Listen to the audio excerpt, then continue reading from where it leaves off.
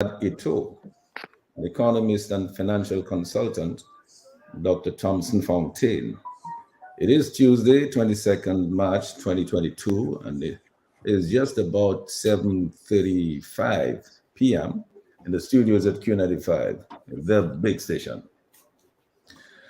It's the 10th Tuesday of 2022, and we're live on YouTube and on Facebook at Q95 FM Radio and at YSQ FM.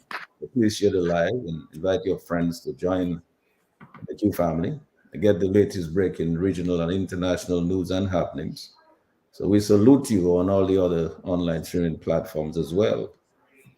As you know, we've been doing this historic series on the evolution of the lives, leadership, and legacy of Dominica's political leaders. And we were supposed to be doing Dame Eugenia Charles tonight. And then after that, those who are coming after them. But we had to put that on the back burner because we have to continue tonight with our distinguished guests. We'll be taking an in-depth analytical look at some of the burning current issues facing Dominica at this time. Things like the Dominica CBI, which is under scrutiny by world superpowers. The question is the end near? How much more time does it have left? How many more good years does it have left, if that long? CBI revenues, as you know, now account for about 55% of Dominica's budget. So remember this famous question, if not CBI, then what? Well, what about agriculture? What about agribusiness and manufacturing and renewable energy and cannabis and other herbs and spices industries and the art and cultural industries? We also expect to be talking tonight, and we will deal with this fiasco of diplomatic relations with Syria, whom many describe as a terrorist state. How and when will that end? Will the touted five-star hotels and airport projects be completed? There's several of them.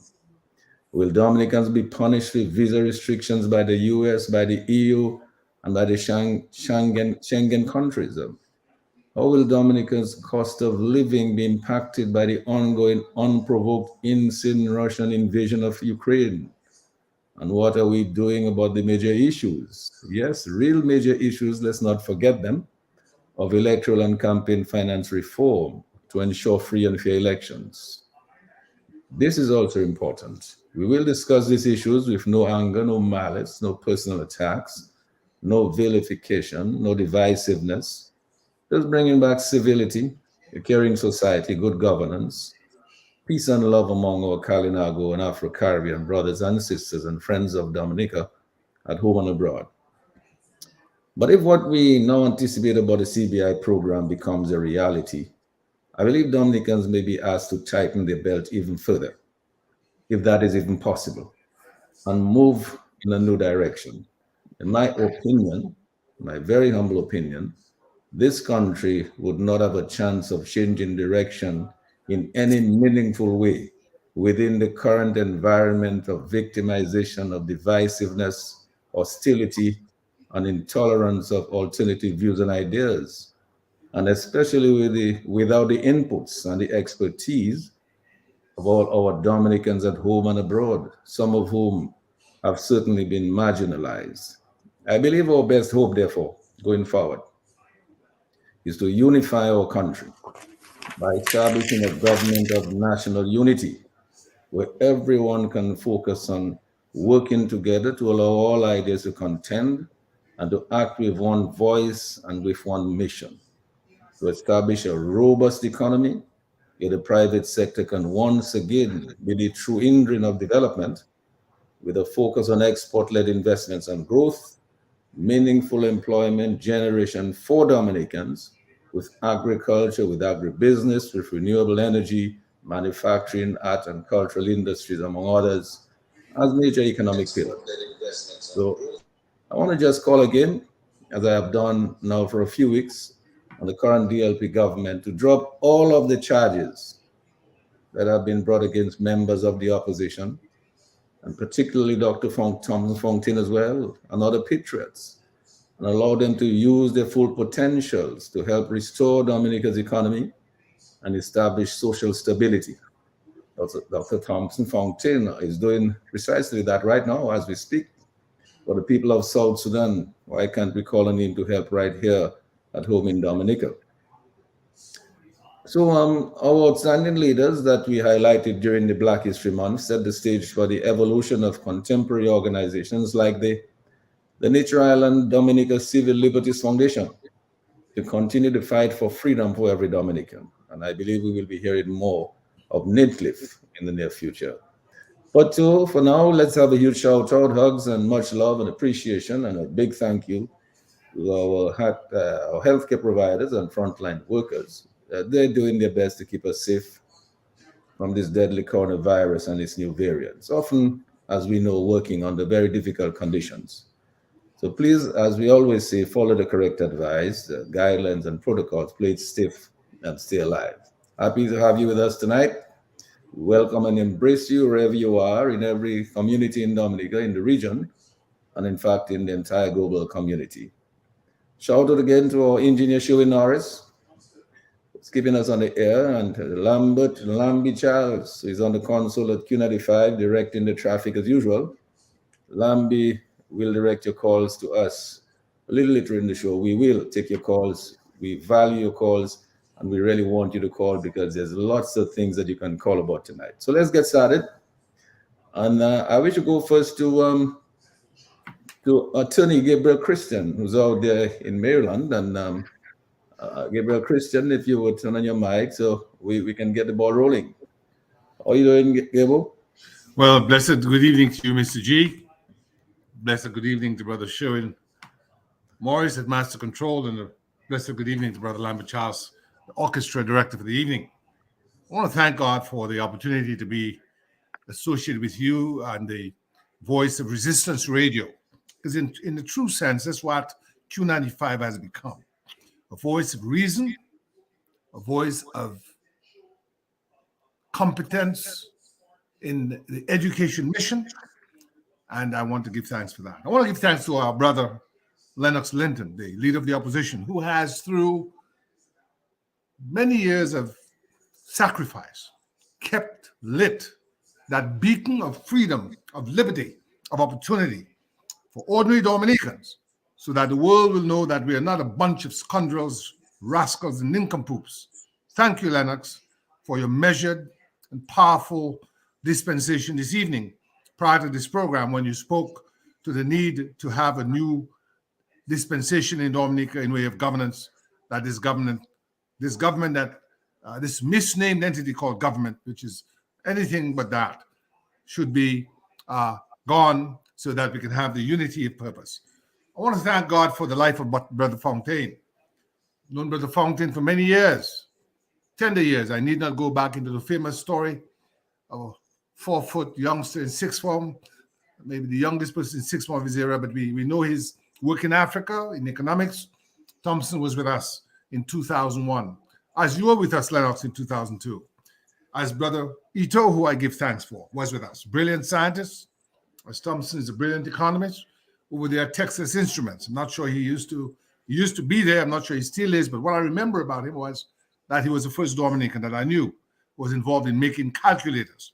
And so the world must know of the Thomson Fontaines and Lennox Lintons of this world, of the Hurtaults of this world, because it's by knowing persons of substance, of intelligence, of honor and duty, we can differentiate ourselves from that calamity that's been inflicted on us over the past 3 or 4 election cycles. And what is that calamity? Well, I need not recite the rogues gallery of persons who this government, which is led by Roosevelt Skerritt, who has the audacity, the unmitigated gall to point his finger at the resistance, at the patriots, to say, quote, you all want to destroy the CBI, when he's been the very one in the middle of the ocean with a cold chisel and a hammer pounding a hole into the boat that the sea then can rush in and collapse the very edifice of that marine vessel that is the ship of state.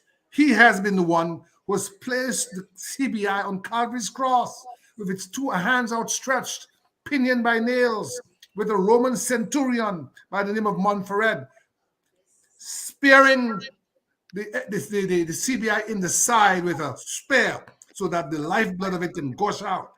Gush out because they have associated with persons who gave the world community pause. Why? Well, if you're running a program that's legitimate, you put the money in the consolidated fund. If you're running a program that's legitimate, you do not associate with bands, with gangsters, bandits, and mafiosi. If you're running a program that's legitimate, you put it under the auspices of your civil service and the scrutiny of your parliament. When Mr. Linton, Mr. Hurtault, Brother J, or Thomson, did any of you in any gazette see listed the qualifications of Paolo Zampoli, the minister plenipotentiary of the seas of the Commonwealth of Dominica? What sea is he representing us about?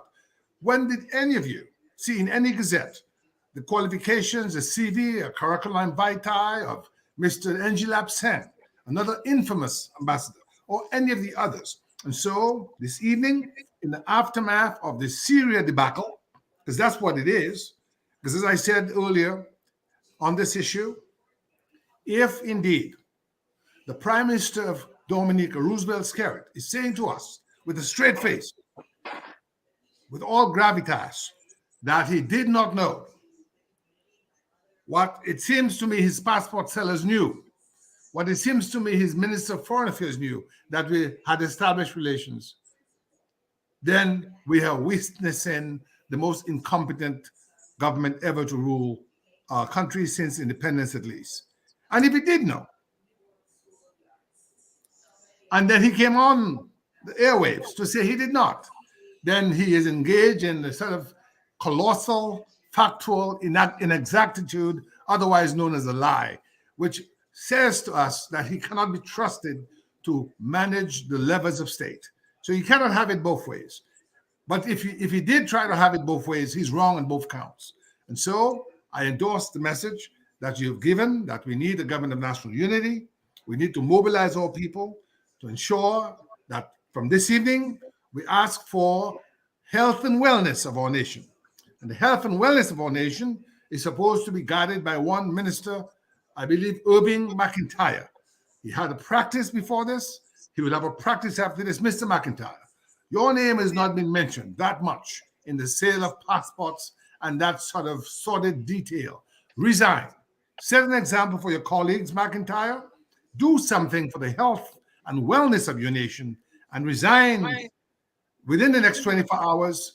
You can be then part of some sort of unity government if you can keep your hands clean and clear of this fetid, gangrenous situation that has now evolved in our country. By resigning, you will set the stage for others who are a little weak at the knees to summon the testicular or the ovarian fortitude to do the right thing for their country and to resign so we can have peace and tranquility where all Dominicans can join hands and work together around the table of brotherhood and sisterhood to build a better country. That is our basic demand. The gentleman, well, I'm not sure he's the gentleman anymore, the leader we have, well, the misleader is no longer capable of running our affairs, not because I say so or anyone here says so, it's by his own admission. He has failed us and he needs to go. Thank you very much. Well, thank you for that, for these few words there in the opening remarks there, Gabriel.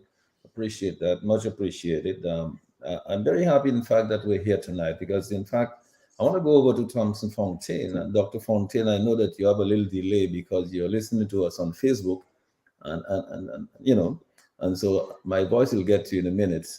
Before it gets to you, I just want to say this, that I listened to a very brilliant national address made by the leader of the opposition this afternoon. We'll talk about it tonight and we'll hear from him in his own words as he's with us. But now, Thomson, I want to go over to you to come in and give us your opening remarks in this. Because you too, Thomson, while you're waiting to hear me, you two have been making a tremendous contribution on all the shows that I've been hearing. So we really would like to hear from you tonight. Are you hearing us, Thomson? So you can just go. Because you, Thomson, while you're waiting to hear me, you two have been making a tremendous contribution on all the shows that I've been hearing. So we really would like to hear from you tonight. Are you hearing us, Thomson? Yes, I'm hearing you loud and clear, Mrs. Sheridan, Mr. G, and let me say a very special good night to you and to the very distinguished panel, which I'm proud to be a part of.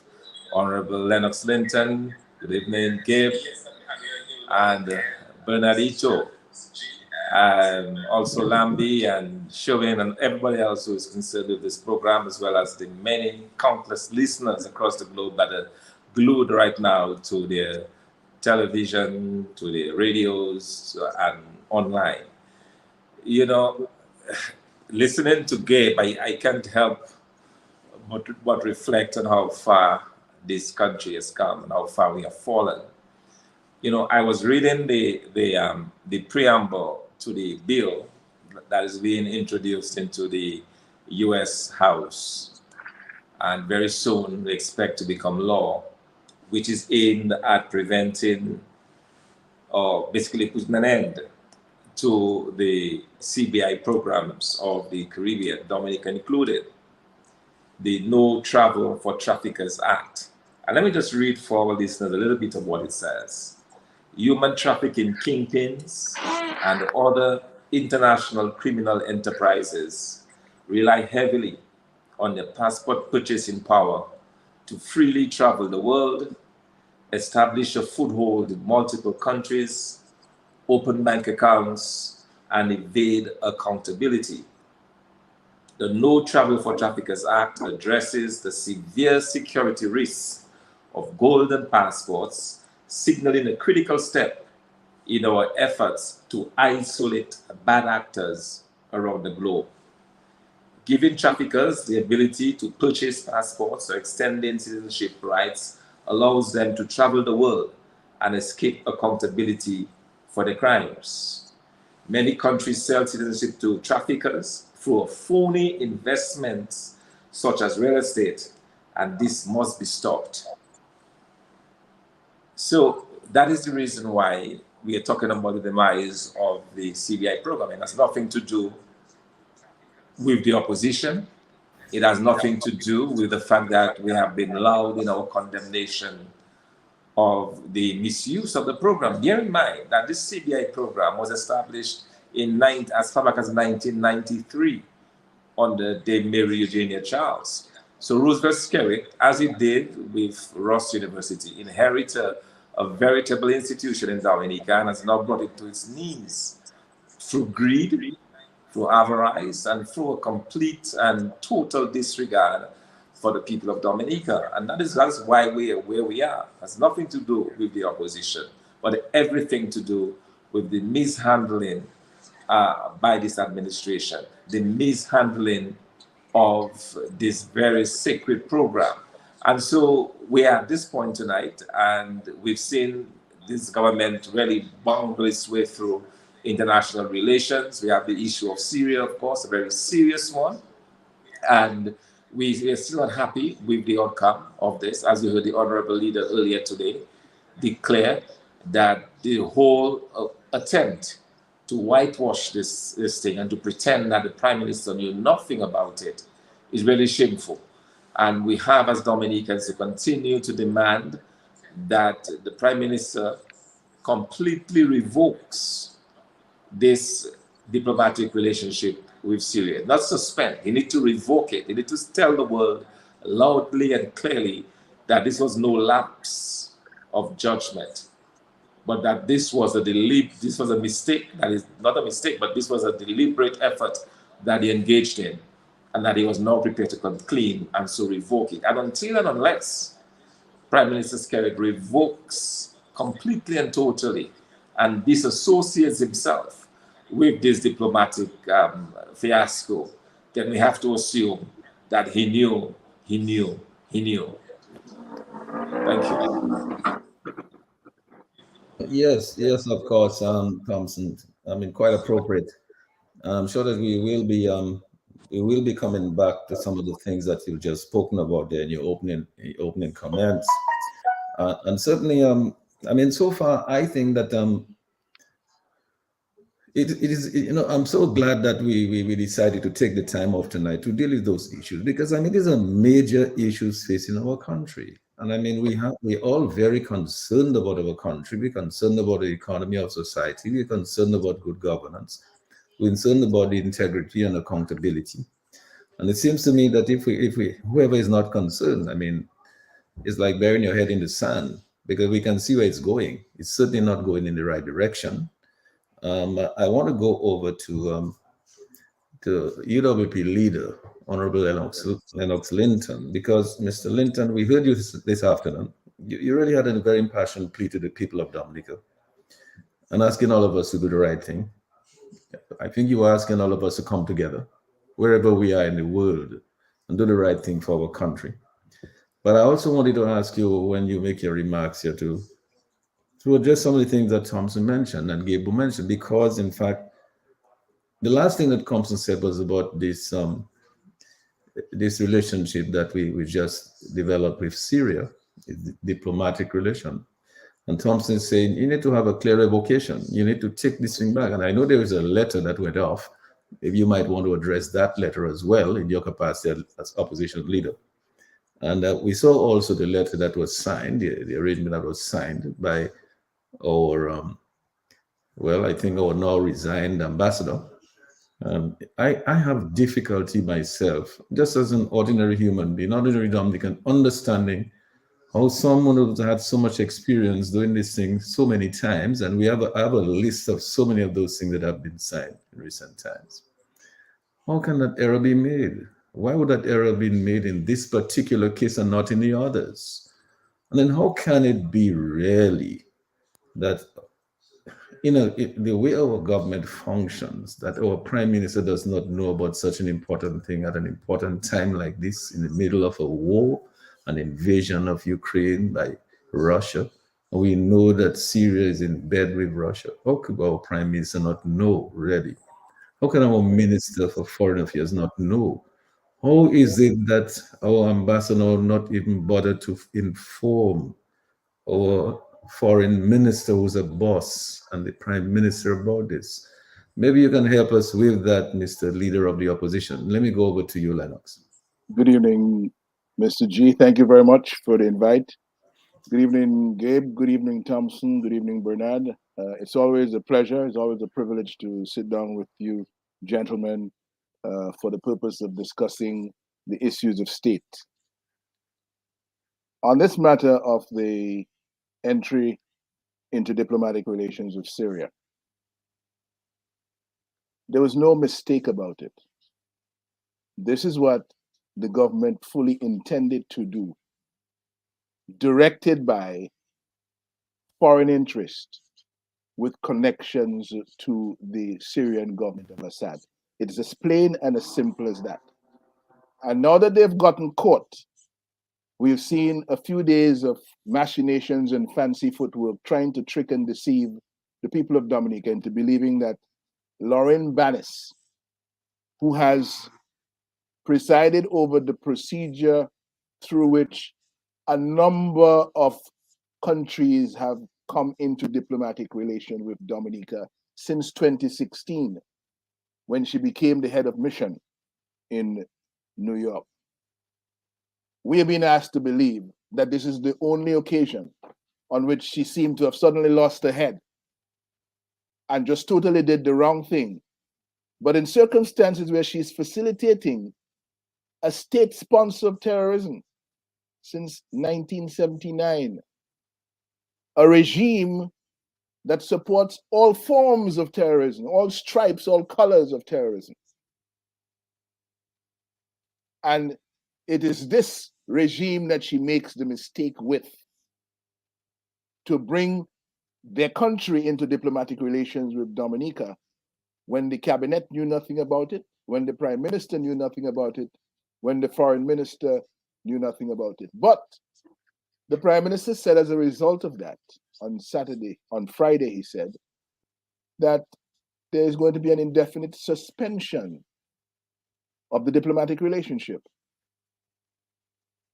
Yesterday, the 21st of March, Roseau writes to Damascus.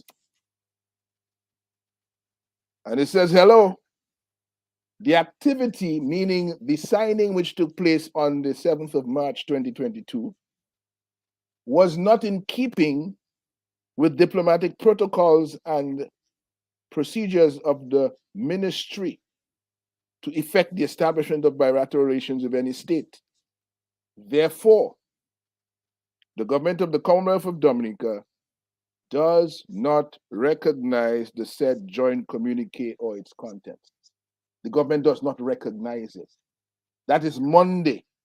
On Friday, the Prime Minister said the relation is being suspended indefinitely. On Monday, the same government from the Ministry of Foreign Affairs says we do not recognize the communique or its contents.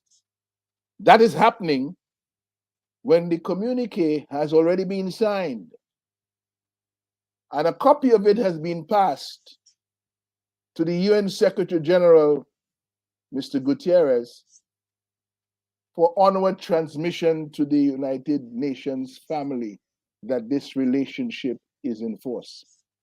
In fact, based on what the Prime Minister said on Friday, the relationship is in force. And what the minister is now saying from Roseau to Damascus is saying it is still in force, but we don't recognize the contents of something that has gone already for circulation through the UN family. And based on the evidence we have, has not been called back at that level. So when you look at these games that are being played and you go behind the games, you see a group of people who have totally surrendered control of Dominica's foreign policy, at least in the Middle East and Asia region, to interests that are friendly to Syria, interests that are involved in the sale of our passports, and are also involved in the control of our passport money in overseas territories. Dominica is in a very dangerous place because in the conversations we've been having in recent times, we're hearing, well, the CBI is going to disappear soon. And what will Dominica do? Well, I have a slight issue with that because it's almost as though we are getting ready to let the government of Dominica off the hook for the billions of dollars that have already been collected, not accounted for, have not been brought into the consolidated fund of Dominica, and therefore not available for the development of Dominica. And we seem to be on the verge of saying to them, okay, the European Union and the US are gone behind the CBI, it will soon be dead, therefore, sapufe. Before all that happens, the monies that belong to Dominica with the sale of Dominica's citizenship over the years that have been kept overseas under private control of the friends of the Prime Minister has to come back into the Treasury immediately. We have counted $4.2 billion for the 4-year period, 2016 to 2020. We're in 2022. More money has been collected. But for that discrete 4-year period, we have counted $4.2 billion of passport money that has not reached the shores of Dominica and remains unaccounted for. This money can do everything we need to do with the separate growth engines of the economy to get them at a stage of takeoff where we are adequately employing the young people of Dominica in good paying jobs. And we will be growing the economy in a sustainable fashion that will give us the kind of life and livelihoods that we deserve in the nature island of Dominica. There is nothing that we have to do for agriculture to get us on track that we cannot find within that $4.2 billion. There's nothing that we have to do for manufacturing, light manufacturing, agro-processing. There's nothing we have to do in that area that we can't find the money from the $4.2 billion to do it. There's nothing that we have to do in renewable energy that we can't find that money from within the $4.2 billion to do. There's nothing that we have to do for the cultural industries. There's nothing that we have to do in the area of services that we cannot find the money from that $4.2 billion to do it.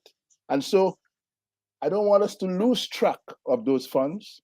I don't want them to disappear, so that rather than helping people in Dominica, they're funding Hezbollah in Lebanon, or they're funding Ba'ath separatists, or they're funding Friends of Assad.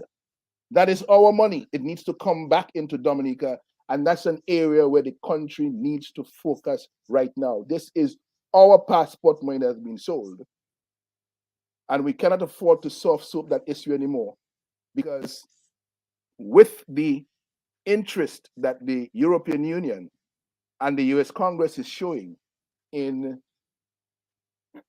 the golden passport, where they actually have in the US Congress a bill that will amend their immigration law to make certain provisions catering for denial of visa waivers to countries that are involved in selling citizenship, which will impact us. And the plan that they have to collaborate with the EU in that regard means our citizenship by investment program now and in the future is going to come under pressure and will do less well. We cannot, in that set of circumstances, forget that Dominica has a special case where 4.2 billion has already been collected and has not hit the shores of Dominica. And we need it to do all the things that we say are necessary to be done to provide the economic takeoff that can give the people the kind of life they deserve. And we need to focus on that. So yes, thanks a lot for that, Lennox. I really appreciate that. I think we're going to cover a lot of ground here tonight, but I really, what I want our Dominican people and the persons who are listening and friends of Dominica to take away is that we want the best for our country. I think our country is obviously at a crossroads now. There is some urgency in what is happening there, because we can see that things are not going well. I mean, even the persons who are involved in the CBI program have their concerns that this thing is finite. It's going to end sometime. Question is when. And with the things that are happening now, obviously, that is precipitating that end. I am sure it's not going to help to make it longer. Not going to give it a longer life. I want to go over to Bernard, and after Bernard, I want to open up the conversation so we can all jump in at any time and just discuss, because there's so much to discuss. And I also want to let Lambi know that once Bernard has made his presentation, he can also give the people the numbers, and we can invite their calls, because I would like a lot of participation and engagement of the public in our conversation here tonight. So, Mr. Bernard Ito, leader of the Dominica Freedom Party, let me go over to you now so you can make your opening remarks. All right, thank you very much, Mr. G. And as has been said by all the presenters earlier, it's always a pleasure to be in the company of true patriots who are determined to build a better country that we've always known from the time we were children that is possible. It has not been realized, and it in fact has been severely strangled over the past 20 years by an unfortunate turn of events that brought to leadership an unfortunate crew. And I think now that those individuals have, if you look at it, been in governance for almost half of the time that Dominica has been an independent country, says a lot about opportunity costs and wasted opportunities. So very good to be in the presence of a distinguished panel of true leaders, true patriots who mean well for our country. That's a given. In this particular issue, as has been said very well by the presenters so far, I mean, it borders on the absurd, it borders on the ludicrous, almost a sense of temporary insanity that the Prime Minister would claim that he was completely unaware of this particular relationship signing. I mean, as has been said again by many folks, I don't want to beat the bush on this too much. The prime minister is caught between two untenable positions. Either he's completely incompetent, he completely has no processes, he completely is not in control of his apparatus of governance, or he is simply misleading the Dominican people. I mean, in this time, clearly the ambassador is reading the news, is keeping abreast of the geopolitical situation around the world. In what wild fantasy does an ambassador move forward to sign a bilateral agreement between two states in that context of war, of strife? Certainly, anyone of reasonable intelligence and integrity or simply competence would evaluate the situation and say this signing cannot take place without some intense discussions at the cabinet level, at my boss's level, at the prime ministerial level. It simply I don't even think we need to spend a lot of ink and voice on the question of how ridiculous it is to ask us to accept that proposition, that the prime minister, the supreme micromanager who requires that a kid who needs a laptop or a tablet in Bath State needs to come to him, would not be aware of one of the most significant bilateral agreements signed by Dominica. He should be completely aware of it. So he's more aware of a tablet presentation than basically signing Dominica into an unholy alliance. That sort of gap, to expect us to swallow that, it shows the arrogance and the sort of disrespect that this gentleman has for our intelligence. He really does believe that he is superior in his intellect, in his analysis, in his formation or molding of the society. But he is not. There are many of us who look at this thing and say, it is impossible, it is unacceptable. And so that, I believe, is out the window. I mean, it simply is beyond reason to accept that. But let's just say, as was said before, that this is true. It shows that we have a dark web under operation of this government. If it is true, then this government has a shadow government or shadow administration that operates as the deep state, as the dark web, who can take those sort of decisions independent of the elected officials of our state and are able to execute and to run around and to keep secret and covert operations away from the prime minister. And if that is the state, is that, and that is what he's proposing to us, that in fact there is a dark state at work out of his awareness, and if that is what he's proposing to us as his solution to this devil, this complete nonsensical situation, if he's proposing that as his solution, then that is an even worse poison to take. And so the prime minister really has, I think, exposed the hypocrisy, how ludicrous this whole business is, and how untenable all of his arguments are. I think this moment really should be our moment to declare the emperor has no clothes. We know he has no clothes, but it is an opportune moment for us to expose his nakedness.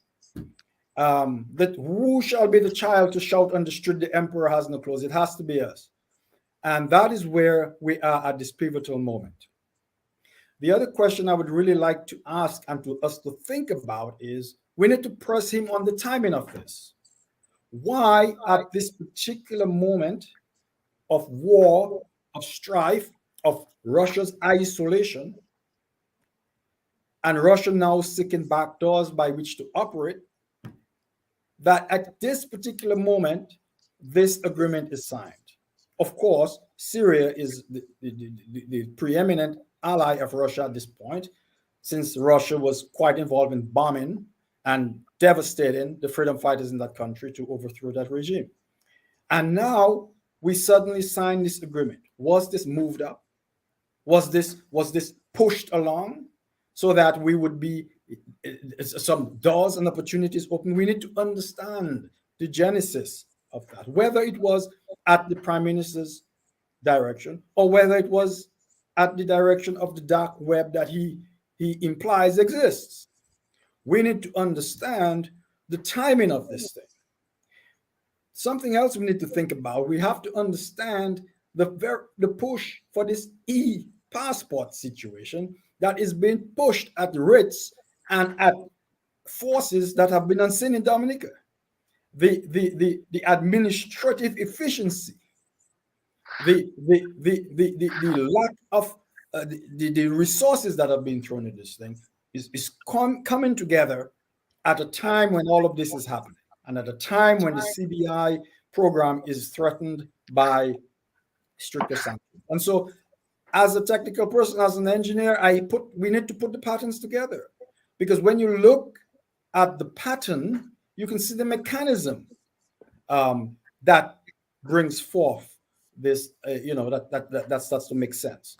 And so we have to look at all these pieces, and we have to hold the government to explain, to account to us for those moves, for those initiatives. And I think, as I said, this is the moment when the emperor has no clothes. The problem we face, we know the emperor has no clothes. There's no doubt in our minds.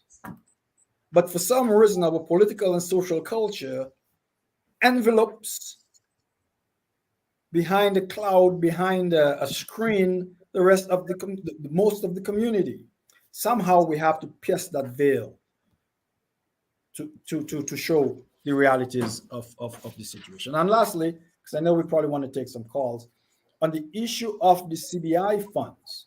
I mean, to me, it is such the most egregious thing is the opportunity cost of the past 10 years to have taken those funds and invested it in developing an economic engine that works for all. With competent people, we could have been on the path to prosperity. And the second egregious thing is that these funds engendered what's known in the economic literature, and I'm sure Thomson is very familiar with this, the resource curse, because he works in Africa, and that happens a lot. With resources that you can access without involving the rest of the society, without growing the economy so that you can tax it, without negotiating with the rest of society so that you can obtain funds. When you have external funds, you can simply dominate the society. You can simply dominate the society. And what has happened is the party, the DLP, dominates even the state. And so the CBI funds have been used, in fact, as a resource curse to strangle indigenous economic development, as well as being a wasted and opportunity cost to invest in a sustainable set of assets that could take us forward. So I'll stop there for the minute, and we can. Yeah, there's a lot more to talk about. Yeah, well, thanks a lot for that, Bernard. I mean, Lambi, I'm going to go over to Gabriel Christian, but before I do, Lambi, let me just ask you, give the people the numbers, and I will just go ahead on as you get the calls. You'll just interrupt us so we can take the people's calls. Over to you. The numbers are 449-3095, 449-3096. 449-3097, 616-4257. The overseas or international number is 305-432-9624. Let me run those numbers one more time. 449-3095-9697, 616-4257, 305-432-9624. Back to you, Mr. G. Yes, and thank you, Lambi. And don't forget, I mean, as the calls come in, you can just interrupt us and take them. I'm sure our panel will not mind, because we really want to engage our audience this evening, because the people of Dominica, whether they're at home or abroad or friends of Dominica, I know they want to participate in this discussion. They have views. I know some have very, very strong views. Many people are incensed with what is happening, and I think many people would like to offer advice and solutions. Gabriel, let me go over to you and let's get going. Thank you, Mr. G. I just want to associate myself with the comments by Brother Bernard when he talked about the emperor having no clothes. If I remember the story, Bernard, and please. Can we take a call from Lambi? Let's take a call. One second, Gabriel. Lambi, let's go right ahead. On the overseas line, caller, please go ahead. Yes, good evening to you. Good evening, gentlemen. Good evening. Panel, and good evening to Dominica. I've been listening to the conversation, and there is not much more that I can add that you guys have not already said. And I think at this point, we need to, like you guys have said, start calling for the resignation of certain ministers. And I will do just that. I'm going to say my name so that the listeners know exactly who it is. I know they've known the voice. This is Leonard Matthew from Bent. And the representative for the Bent constituency is Rosalind Paul. She's family. I've known her a very, very long time. And when she came in to run for office, she said, if not CBI, what else? And I have to ask myself the question that if you are campaigning to bring ideas, to bring development to a community, and you're running for office and you say there is nothing else that you can provide, then your position in office is only to abuse and to enable the individual we have running the country to continue to abuse the country. Secondly, I'd like to call out persons like Ian Douglas. I have known these guys for a long time. Ian Douglas is a representative of Portsmouth constituency, where you have the diehard laborites. And I think as a tongue that has the best potential for Dominica's development and who have been represented by one family for the past 50 years, I would call on this guy, if he has any conscience and if he has any love for the country, he needs to resign. And I will call on Mr. Reginald Austri, one of the guys who have been in government for over 20 years. And you have seen the demise of the agricultural industry. He too should resign, because as far as I'm concerned, all these guys have said is, if not CBNI, what? So why else are you running for parliamentary representative for a constituency when all you can do is sell passports? And lastly, I just want to say this. When we look at the speech of Dr. Ralph Gonzalez, who said his country is not for sale, he had never sell citizenship by investment. I have gotten involved in that. You look at the GDP per capita of St. Vincent and the Grenadines. It's about 12,000, while Dominica is about 10,000. And the population of St. Vincent and the Grenadines is over 100,000 people as compared to 70-something thousand people in Dominica. If Dominicans are listening, I think Dr. Thomson Fontaine can explain that further, what that means to a country that had billions of dollars in passport sale and yet cannot get the GDP per capita to above or comparable to a country who never sold passports. But gentlemen, I will leave it for the rest of the listeners to call in their parliamentary representatives and ask them to resign, because as far as I'm concerned, they have done absolutely nothing to develop this country. You have a good evening. Good evening to you too. Lambi, you having a call? Caller, please go ahead. Hey, Lambi, blessings. Can you hear me clearly? Loud and clear. Mr. G and Gabriel and Thomson, everybody else. Mr. Linton, blessings to you all. Oh, yeah. Blessings. I know the brain drain have dealt us a deadly blow. I think it started from way back when. And what these demons have cleverly done is to further bribe and rope in and lump all these other brains in Dominica with them. The majority of them get sold out. So I'm asking, is it bewitching? What is so mystifying? We need to deconstruct, because it is baffling. It is really confusing, quite puzzling. What is happening in Dominica? And some people seem to be having a free reign in lying, stealing, corrupting, bribing, tricking, all nasty games in the book, abusing. One in a $64,000 house or home is rent, and it is alleged that is his own house is renting. And $10,000 electricity bill. And he kept just running through the minds of the people that are quite maybe asleep, unsuspectingly so. So he can come and just make up a story. And I listened to Kenny Green and Sam Raphael tonight there. I called, but they abbreviated my call.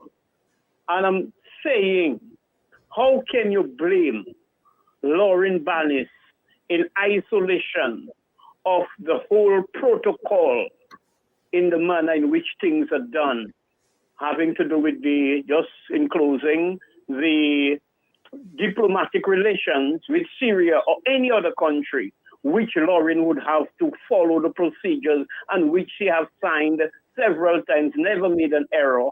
All of a sudden, some lunatic find his back is against the wall, and what did he do to have Lauren take the fall? It is really mystifying. So really and truly, something needs to break. If we have any shame, even we overseas, and we'll be ashamed to tell people I'm from Dominica, because the world is observing and listening to see how we can allow one man on the run. He run out of space, he run out of lies, he run out of trickery, and you would be a big professor or whatever, you are a lecturer or whatever, and say, I'm from Dominica. Would you feel that proud? We need to get some hands on deck, and life is about sacrifices, and there is nothing to lose. You can only lose what you have. What you are, you can never lose it. Life is a transition and a transformation, and then there's restoration. We need to fight that and get that out. That is insulting. It is belittling, demising. We need to rise up against that level of abuse where one man thinks, well, he's not here alone in isolation. All of them there in concert, enslaving the people like Dominica is the plantation. I just wanted to say that. Thank you. And thanks a lot for that. Lambi, if you have another call, we'll take it. Otherwise, we'll go right ahead. But we will, in fact, come back to speak to the questions that both callers raised. So we will respond to that in a minute. Caller, please go ahead. Yes, good evening, Lambi. Good evening. Good evening to the entire panel. Yes, good evening. A little earlier, I had Mr. Linton making a call to bring back these monies, and I called to commend him because I know where these monies are located. And so because I know where these monies are located, I am also joining Mr. Linton to call, I am calling on the Prime Minister to bring back these monies. And if you all want to know where the monies are located, ask me because I know where they are. The monies, Mr. Linton are calling on the Prime Minister to bring back to our purse, to the public purse, is located in the escrow account. The Prime Minister told us that. He told us that if he had not put the money in the escrow account, the budget would be 2.2 billion. I know where the monies are located. So Mr. Scott, bring back our money home, please. Good night. Good night to you. You have any more calls, Lambi, you want to take, or should we go ahead? Yes, over this line, please go ahead. Yes, good evening. I, as a Dominican, I want to first of all say good evening to every one of you gentlemen, extinguished and men of integrity. And if integrity is collective, then I want to recognize that a leader is not always those who are prime ministers, but the great Honorable Lennox Linton for what he's done and achieved for our country. In my capacity, I could say that he is our greatest leader that has existed. Although I am a committed member of APP, with the visionary of Sir Alex Bruno. I have to say so. I also want to recognize our great economist, Dr. Thomson Fontaine, for all you've done. Thank you, sir, so much. Lambi, you are stalwart. You're the greatest of all. And Mr. Gabriel Christian, you may not remember, you was a mech boy in your mind, but now your mind is fat with knowledge, and your mind is, you're not mech no more in your mind. And what you bring to Dominica, we recognize. And Mr. Sheridan Gregoire, thank you for all you've brought forward to us, and through diagnosing every bit of society in good and in bad, and for good governance, and we recognize that. Let me go to my friend. I call him Sir Bernard Hurtault. We grew up together. I know of his competence, and I believe he could be Dominica's next great leader. As soon as maybe Freedom Party, the new Freedom Party, can come back into existence. But what I wanted to just say tonight, that on behalf of every diasporan that I speak to, we understand the full concern of Dominica and where it's at. We would like to see more from the opposition. Their change is needed. And this call is basically to bow down to the greatest of them all that continue to fight for our nation and for our country. My name is Chris Bogono, by the way. And, I applaud each and every one of you. And please continue to have a great evening. And thank you for all you do. Thank you. Thank you, sir. Thanks a lot. Thank you, Chris. Appreciate God it. bless you. Lambi, you want to take another call before we go on? Let's go on. Gabriel, let me go back to you. Now, at this stage, after you come on, Gabriel, we're going to open up the conversation. So we can talk to each other. We can dialogue and discuss, and then we'll take the calls in between as Lambi gives us a signal. So let me go over to you, Gabriel. I just want to endorse and associate myself with all the calls for resignation. You see, I was coming back to the whole issue or the idea of the emperor. I think it was not a fairy tale, it's a morality tale. And in the morality tale, I think it was a child who recognized something that the older, more supposedly wiser people could not see. Is that right, Brother Hurtault?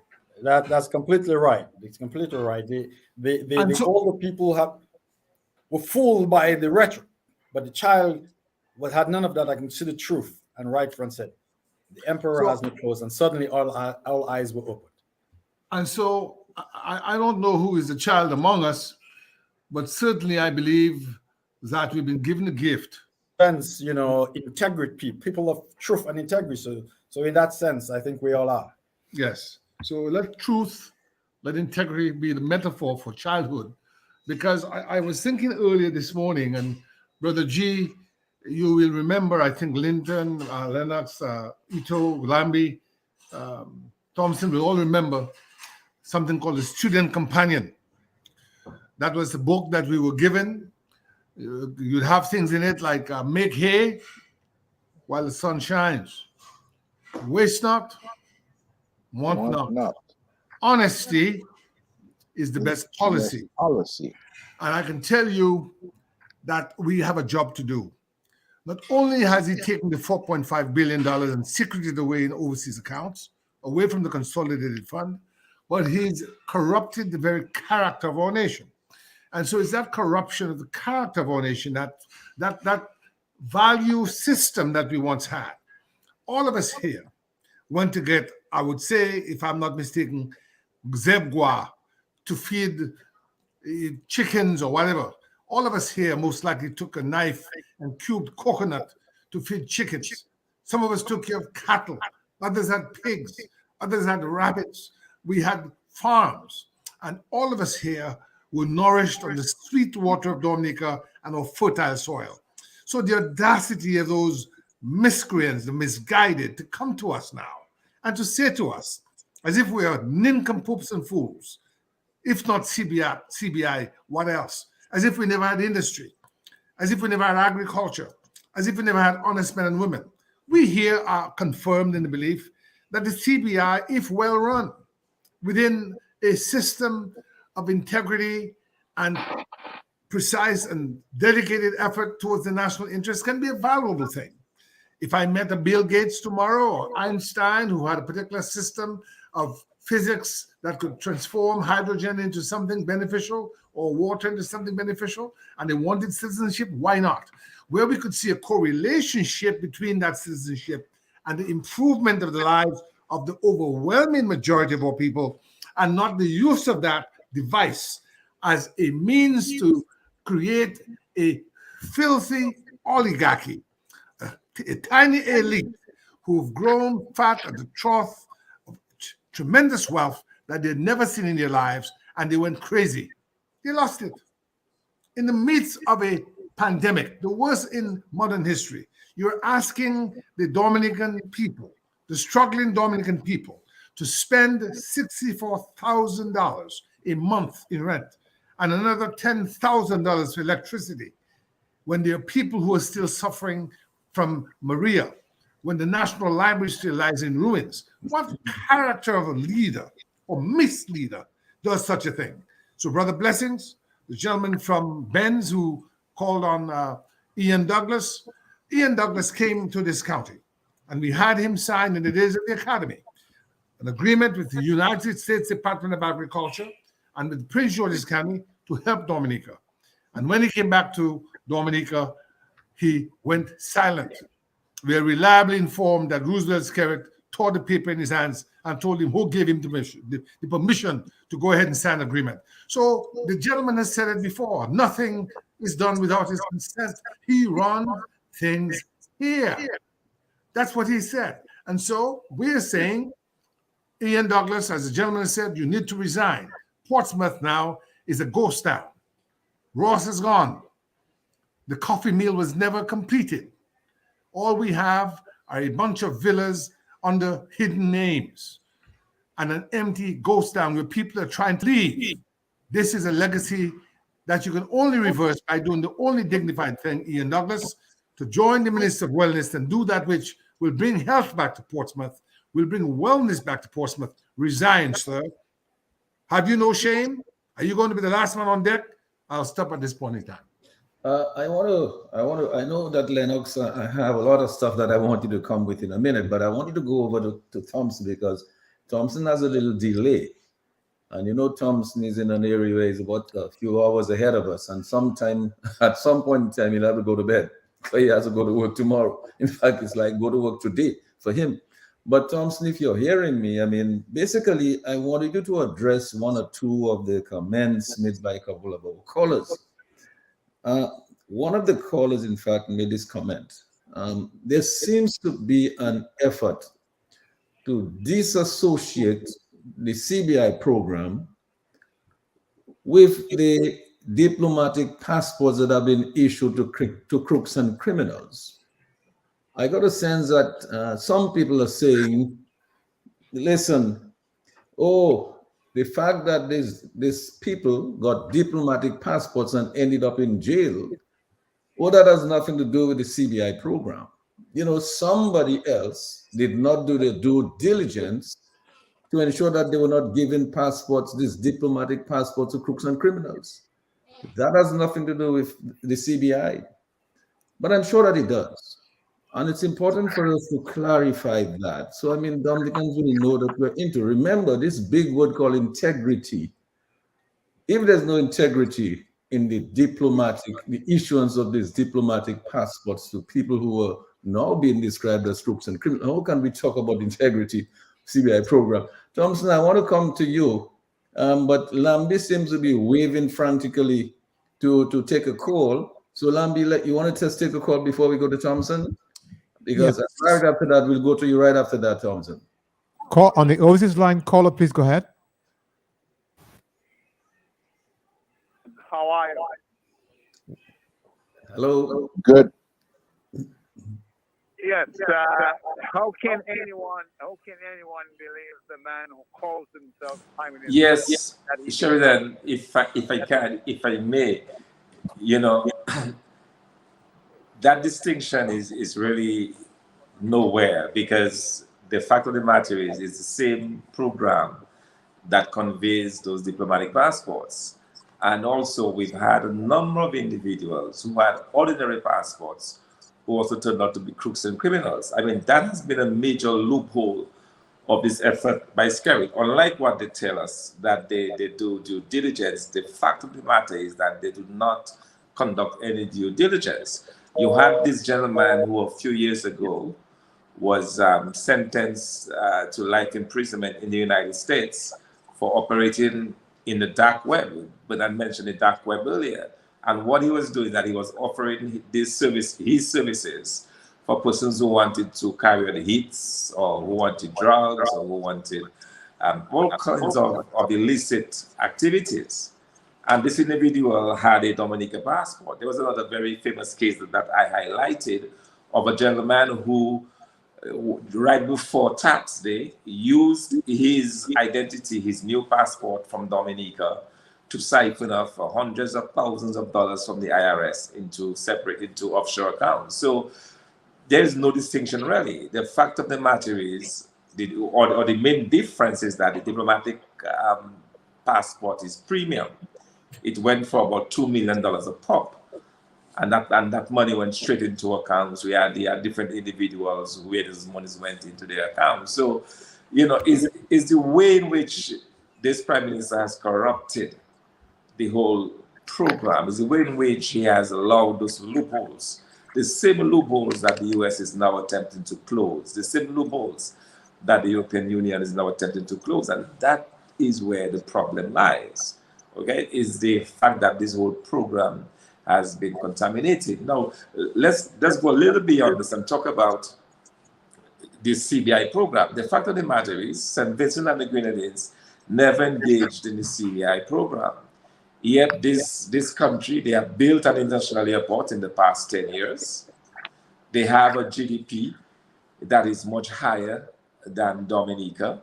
Average wages in St. Vincent and the Grenadines have climbed. I remember when I was at UA in the 1980s, and I had a lot of Vincentian friends who were envious of Dominica, because we were making almost twice the amount of the Vincentians were making in terms of our salaries. I had just come from a teaching job, and when I told them the amount of money I was making, they could not believe it, that I was making so much as a high school teacher in Dominica.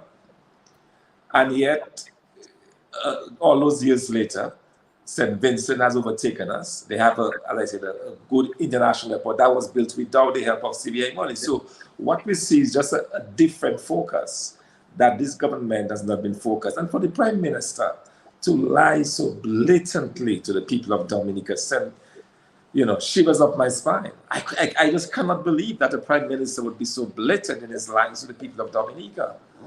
But that's what we have. That's who we have. And I think the Dominican people need to ask themselves a question. We are clearly at a crossroads. One between truth and falsehood, one between honesty and damned lies.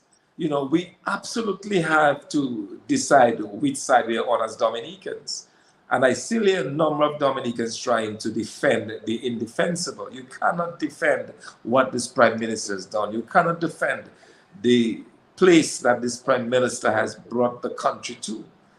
You cannot defend it. Because even as I speak to you, and Gabriel alluded to it earlier, there are Dominicans who are suffering. And in the midst of the suffering of the Dominican public, a Prime Minister can justify, on a salary of less than $10,000 EC, can justify living in an apartment or in a palace for $64,000. I mean, what kind of creature is this? What kind of creature have we in Dominica created? How do you justify that? How do you go to sleep every night and justify that kind of expense at the expense of the Dominican public? And now, how can you justify that when bus drivers who get up every morning at 4 in the morning to transport Dominicans safely up and down the roads have to end up paying so much for petrol because you refuse to do the right thing? You refuse to delve into the money. Which kind of creature can take the hundreds of thousands, the millions of dollars even of Dominica's money and pack it into overseas bank accounts, while the Dominican public languish? Bernard talked earlier about not investing the CBI money, the opportunity cost. the foregone cost, the huge cost that we have now as a result of this government not doing the right thing, not investing in industry, not investing in agriculture. Our honorable leader, Lennox Linton, talked about the need for Dominicans to unite and to force this government out of office. And that's what we have to do now. I think now is the time as Dominicans that we have to think how we can get this guy out of office. And one thing we have to keep pushing very hard for is for electoral reform, and make sure that we get electoral reform that gives us a clean list and that gives us the best shot to get rid of this administration. After all, we have to rescue Dominica. We're in a bad and terrible place where individuals are so terrified, individuals like Lauren Barney, so terrified of a prime minister that she can agree to this lie, that she can agree to fall, not on her own sword, but on the prime minister's sword. She can agree to do that because she's so scared and so afraid of this prime minister. What kind of country, what kind of legacy are we building in Dominica? Man, Sheridan, I am so disappointed in this administration. I am so, when you think of the potential on the other side that Dominica offers, when you think of the kind of individuals this country have produced, and you look at the leadership of this country today, it is just, it is, yeah, beyond speak. And really, I believe now is the time for Dominicans to do something about this. I think we've had enough of this prime minister. 20 years of running riot over this country, 20 years of selfishness and greed and avarice, 20 years of corruption, 20 years of not giving the Dominican public what they believe, 20 years of reversing. We jigging back like, I used to be fun as a kid. You talked about the things you did as kids, and one of the things I used to like to do is to go and hunt this crayfish, and when they see you coming, they would G back. They would put up their claws and kind of slide back away from you. That's how Dominica has been going this past 3 years. We've been G'ing back. Going in reverse. We are moving, but in the wrong direction. And we need to stop that slide.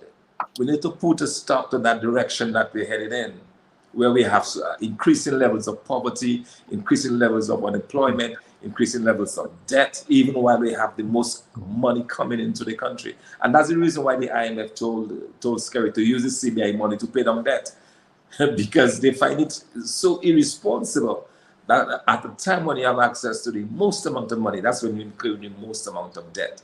Something is wrong with that story. Something is wrong with what is going on in Dominica. Something is wrong when a prime minister can lie so blatantly to the people of Dominica without batting an eyelid, without a sweet eye. Unbelievable.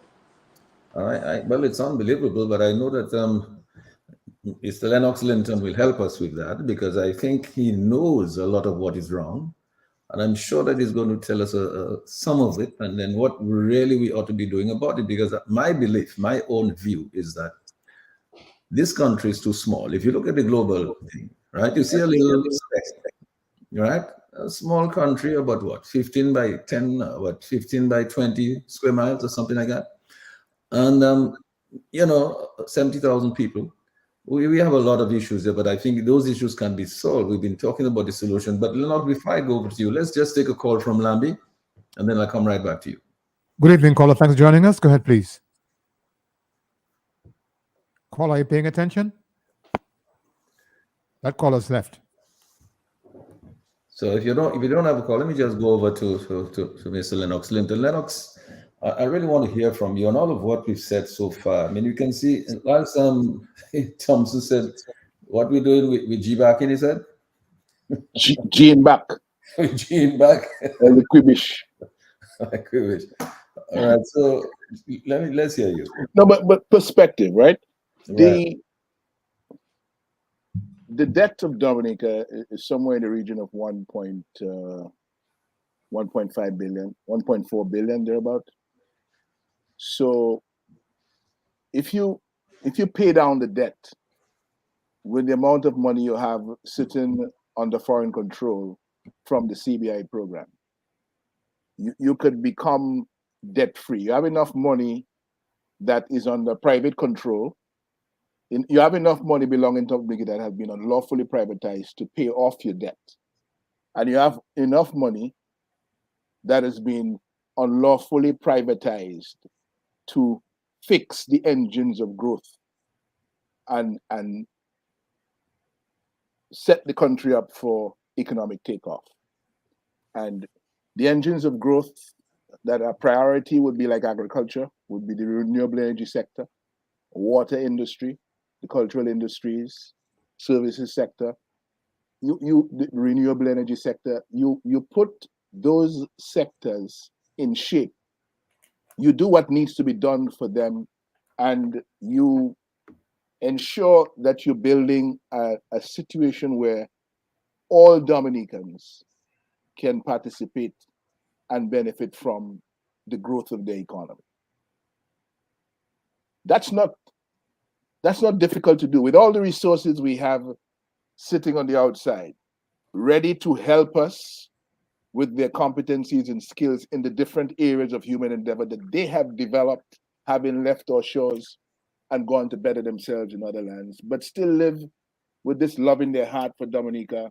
And wherever they are in the global community, they want to help. They want to contribute their time, and they want to contribute their efforts. We have not been able to harness that because for 20 years, for 22 years, we have had an administration in place that is scared of engaging with people who are brighter than them, or people who have more resources than them, people who are more skillful or more competent than them. And while they were making moves, they said in the early days on the Ruzi to build this relationship between Dominica and its people in the diaspora, they stepped away from that with the dust gathering on all the proposals and the shelves and so on. And they said they're not going to be run by remote control. That's how they viewed our brothers and sisters in the diaspora, and only turned to them once every 5 years when they could find the vulnerable out there, many of whom could not afford to buy a plane ticket to come home, and to give them a plane ticket to come home, to mark an X, and to go back the following day, and to feel good that they were participating in the process. But where are we now?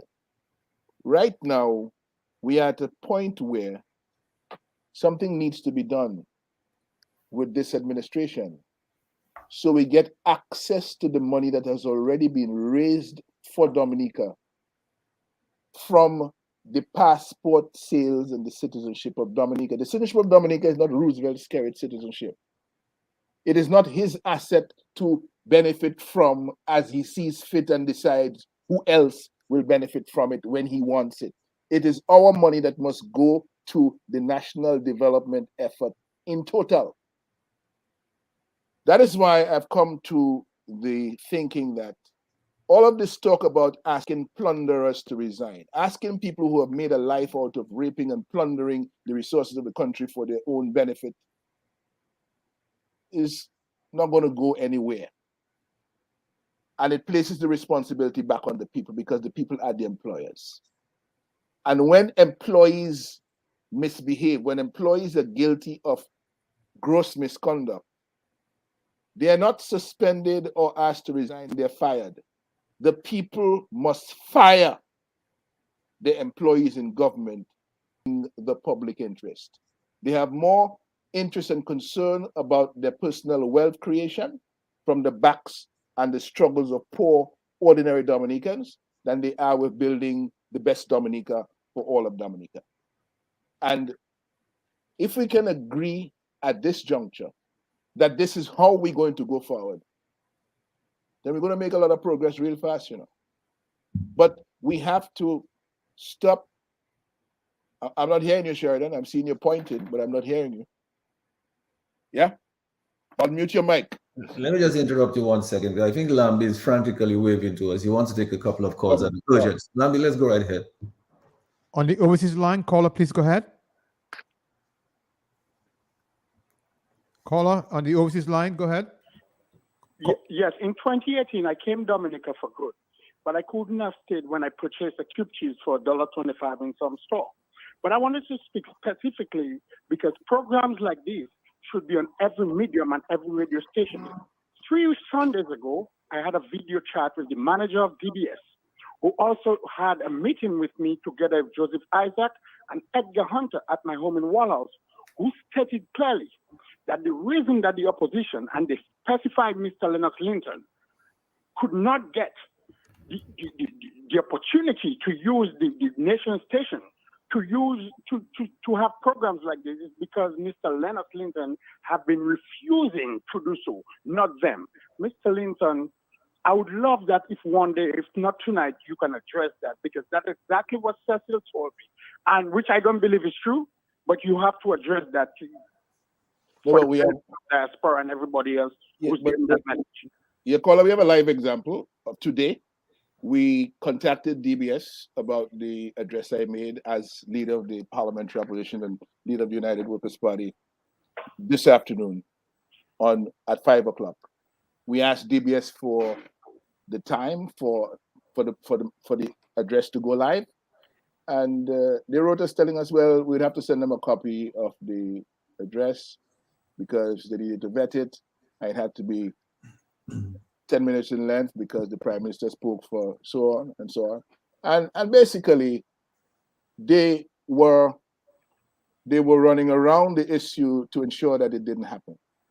And that's what they always do. Right. Okay, it's not that I don't want to be on DBS.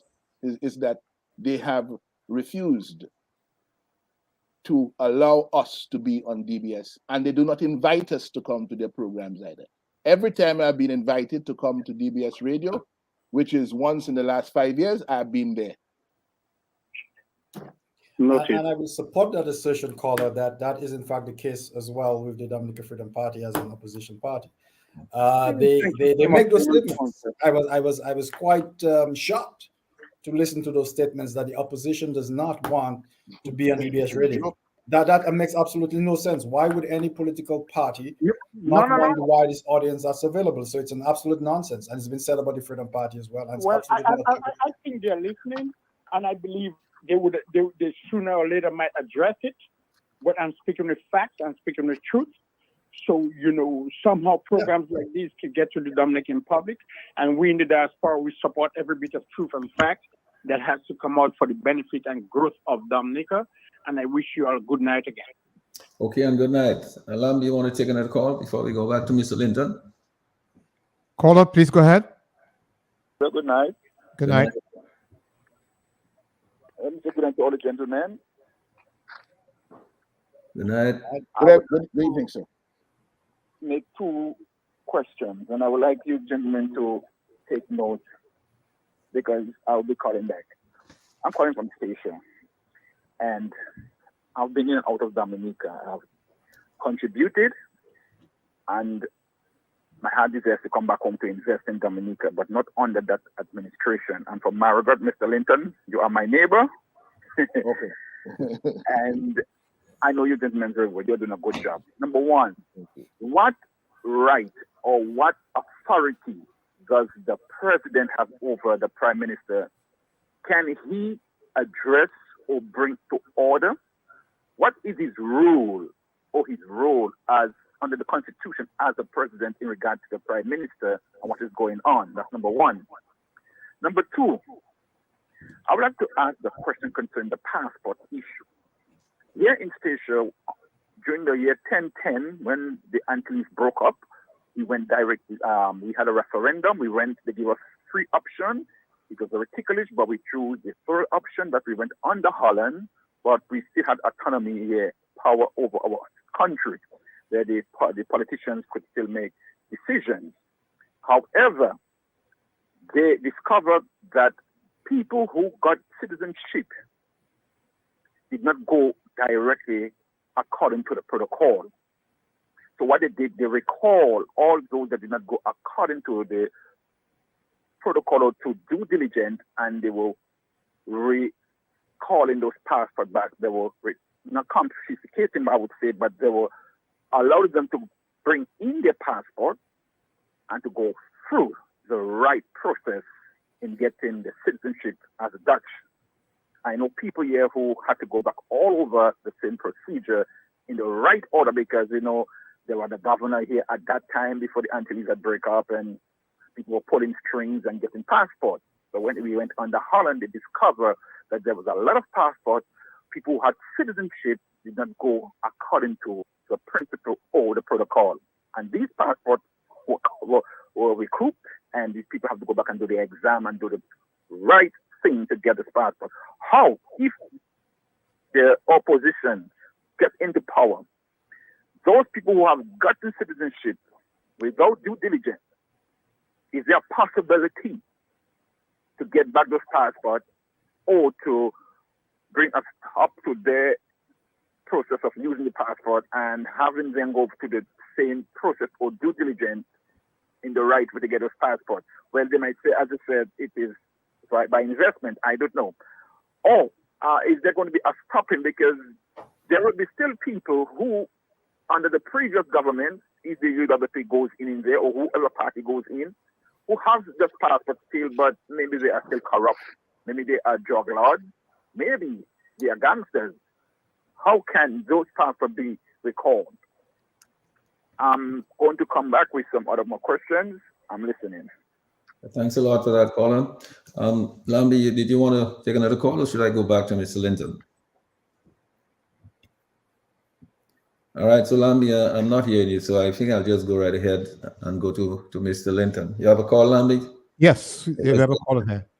Call on the overseas line. Go ahead, please. Caller, are you on the overseas line? Go ahead, please. No, he's not coming back. Let's take this one. Go ahead, please, caller. No. It's very scratchy. You need to call back. Then try a different line.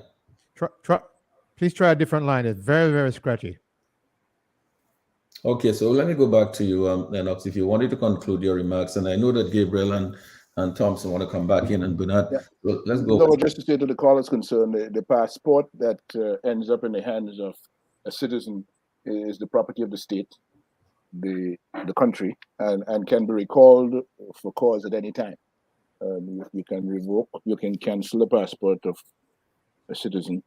There are provisions for that in law. All right. The Dominican economy, Thomson, is before you go there, Lennox, the caller also had a question about the role of the president and what sort of domain does he have over the president. In terms of the prime minister, it is the responsibility of the president under the constitution to appoint a prime minister from among the persons who are elected. The persons who are elected to parliament, the individual who enjoys the majority support of those persons elected to the parliament is appointed by the president as prime minister and to be the head of government. And then from among the persons who do not form part or do not support the government, the person enjoying the greatest support among that smaller group is appointed by the president as opposition leader. Now, that is the first responsibility of the president insofar as the prime minister is concerned. There's no provision in the constitution that I'm aware of that says that the president can fire the prime minister. But of course, the president is the head of state. The president is the guardian of the constitution. And a case can be made for the president acting in exceptional circumstances where the national interest of the country is really being severely impacted by, craziness going on in the cabinet and with the head of government. But that's another discussion. In terms of what the law, what the constitution provides for, it's just what I said. And should there be a vote of no confidence in the prime minister, in the parliament that is successful, the prime minister, in fact, does have the opportunity of calling and of proroguing the parliament, of calling for the prorogation of parliament, and having fresh elections within 90 days and so on. Yes, but Lennox, one other thing on this is that the fact that the prime minister would have the majority in parliament. I'm going to come to you in a minute. The prime minister would have the majority in parliament, and if there's the opportunity to appoint a president, I think the prime minister is the person who has the influence to put that person that he wants. And so insofar as the prime minister is able to put somebody as president who will do his bidding, or somebody over him who has influence, or if he takes somebody straight from his cabinet and make president. But which is what happened. Right. Everything in Dominica and the way it comes out. This is the last 20 years of our experience. Everything that is supposed to be done right and in the public interest ends up being corrupted for the benefit of the ruling party of Roosevelt Skerrit. So that who would have thought that a president who is supposed to be above the political fray, right? You could take somebody sitting in your cabinet, ask them to resign today, and tomorrow they walk into the presidency.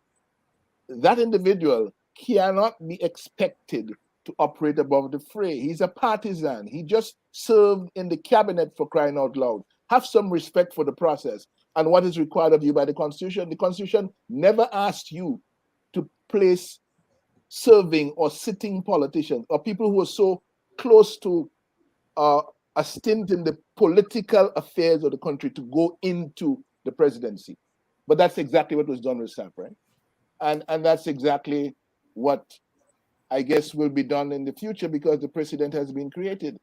Look at the situation you have in the House of Assembly with the speaker. This speaker was announced as part of an announcement of cabinet portfolios. In other words, this man ran on our ticket. He did not succeed. Here is how we're going to provide for him, like we're providing for the others who did not succeed. We're going to give them positions in the public service as consultants. So we're going to give them positions as liaison officers, and we're going to give this one the position of speaker. It's all part of the assignment of portfolios that the prime minister feels he is entitled to hand out. And so the speaker, in fact, functions as an extension of the cabinet in the House of Assembly. So, well, you see, this is a part of the problems, and so the caller you can see the effect of it. Yes, the caller asked about that, and he asked, what is the role of the president? Does he have any sort of domain over the prime minister? You can see the difficulty, you can see the conflict right there. Yeah, because the president is supposed to be an individual who has the capacity to rise above and operate above the fray, the cut and thrust of politics, and that is not Charles Safran. Charles Safran is out and out a member of the cabinet of Roosevelt Skerrit, involved in the politics of Roosevelt Skerrit at the level of the president. And that illustrates, there are two dynamics here, right? In the governance of a country and how a society governs itself. You actually have the formal institutions, right? You have the formal institutions and constitutions and the formal mechanisms of government. We know that the formal mechanisms of government is definitely being corrupted by this current administration. But I think even more importantly and more fundamentally, this government has corrupted the values, the morality, the self-conception of Dominicans, which is really where democracy is most grounded and most protected. The United States is a strong democracy, yes, because it has its functional apparatus, but fundamentally, 80% of the democracy of America is because of the democratic values that are strongly held and strongly valued, and the integrity around democracy that is held by the citizens of that country.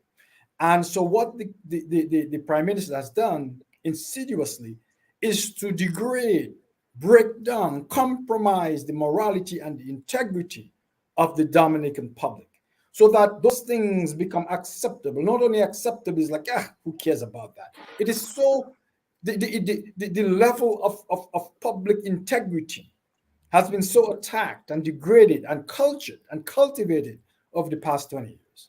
Remember, over 20 years, someone of 10 years of age who is really not into politics or has political consciousness is now a 30-year-old individual. So the majority of Dominicans have essentially been grown as a crop. by the Roosevelt-Skerritt administration, a crop that has been actually conditioned, because if all sociology will tell you, the leadership, values, and processes and approaches that people in society see modeled by the leadership is actually has a profound effect on their own sense of what's right and what's wrong and what the correct approach is. And so that is the big issue, the generational loss that has occurred because of the inability to remove this government for such an extended amount of time. We actually have a generational loss, and it is a profound task to get that generation to absorb and to value the tenets of democracy and integrity of government and hold accountable those who are in governance. They simply do not have the required viewpoint, experiences to do that well. And that is the most devastating loss that this government has imposed upon this society.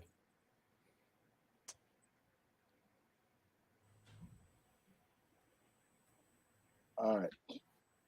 Mute, Mr. G, on mute. Mr. G, Mr. G, unmute your microphone.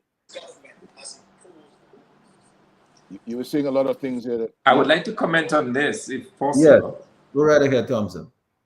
Yeah, I want to take this a little bit further. Bernard is absolutely correct, this generational loss, because here we have a certain portion of Dominica's population that is willing to accept that a prime minister can stash away a substantial amount of the country's revenue. A population that can accept without questioning that a prime minister can place a huge sum of money into the hands of a foreigner and then turn around and take a loan from this foreigner to build stuff in Dominica. People have accepted this in Dominica. And that is the loss. That is what we've lost. That is what Bernard is trying to describe. And we see it manifested in so many ways that they've come to accept that the prime minister with a $10,000 salary can live in a $64,000 mansion and justify that. And justify it and defend it. That this same lost population can justify the lack of a stimulus, the lack of any type of control when you have, as we have it now, skyrocketing prices of petrol. I almost came to tears a few days ago when I heard a lady say call the radio station to tell Matt that she cannot pay the 50 cents increase that some bus drivers were threatening to impose. She said, if they impose that 50 cents increase, I will not be able to get to work. I will not be able to pay it. 50 cents. That to me demonstrates the kind of situation we're in. And that's why that to me lends more urgency to the calls that we have to make. That we have to break free. We have to find a way to divorce ourselves from this, to change direction, to reverse, to stop this jigging back of the country, this constant free fall that we find ourselves in. And Lennox was going to make the point about the economy earlier. I'm sure he will continue to make the point. But when we have an economy that is so frazzled as the Dominican economy, where we have an economy that is so devoid of any type of progress, any type of offerings, it does not offer anything. The middle class that was once thriving in Dominica, no more. The ability for people to earn through agriculture, destroyed, disappeared. Dominicans are so harassed by this creed created by Roosevelt-Skerritt that they accept it is okay to lose an institution that has been in Dominica for over 40 years, like the Ross University, that contributed almost 15% of the country's GDP. That it is okay to lose institutions like Bello, like DCP, to lose institutions that operate in Dominica for scores of years. People accept this as it's okay. So something is clearly wrong, and how we address this, how we reverse this, how we change direction is what we need to engage ourselves with, is what we need to think through.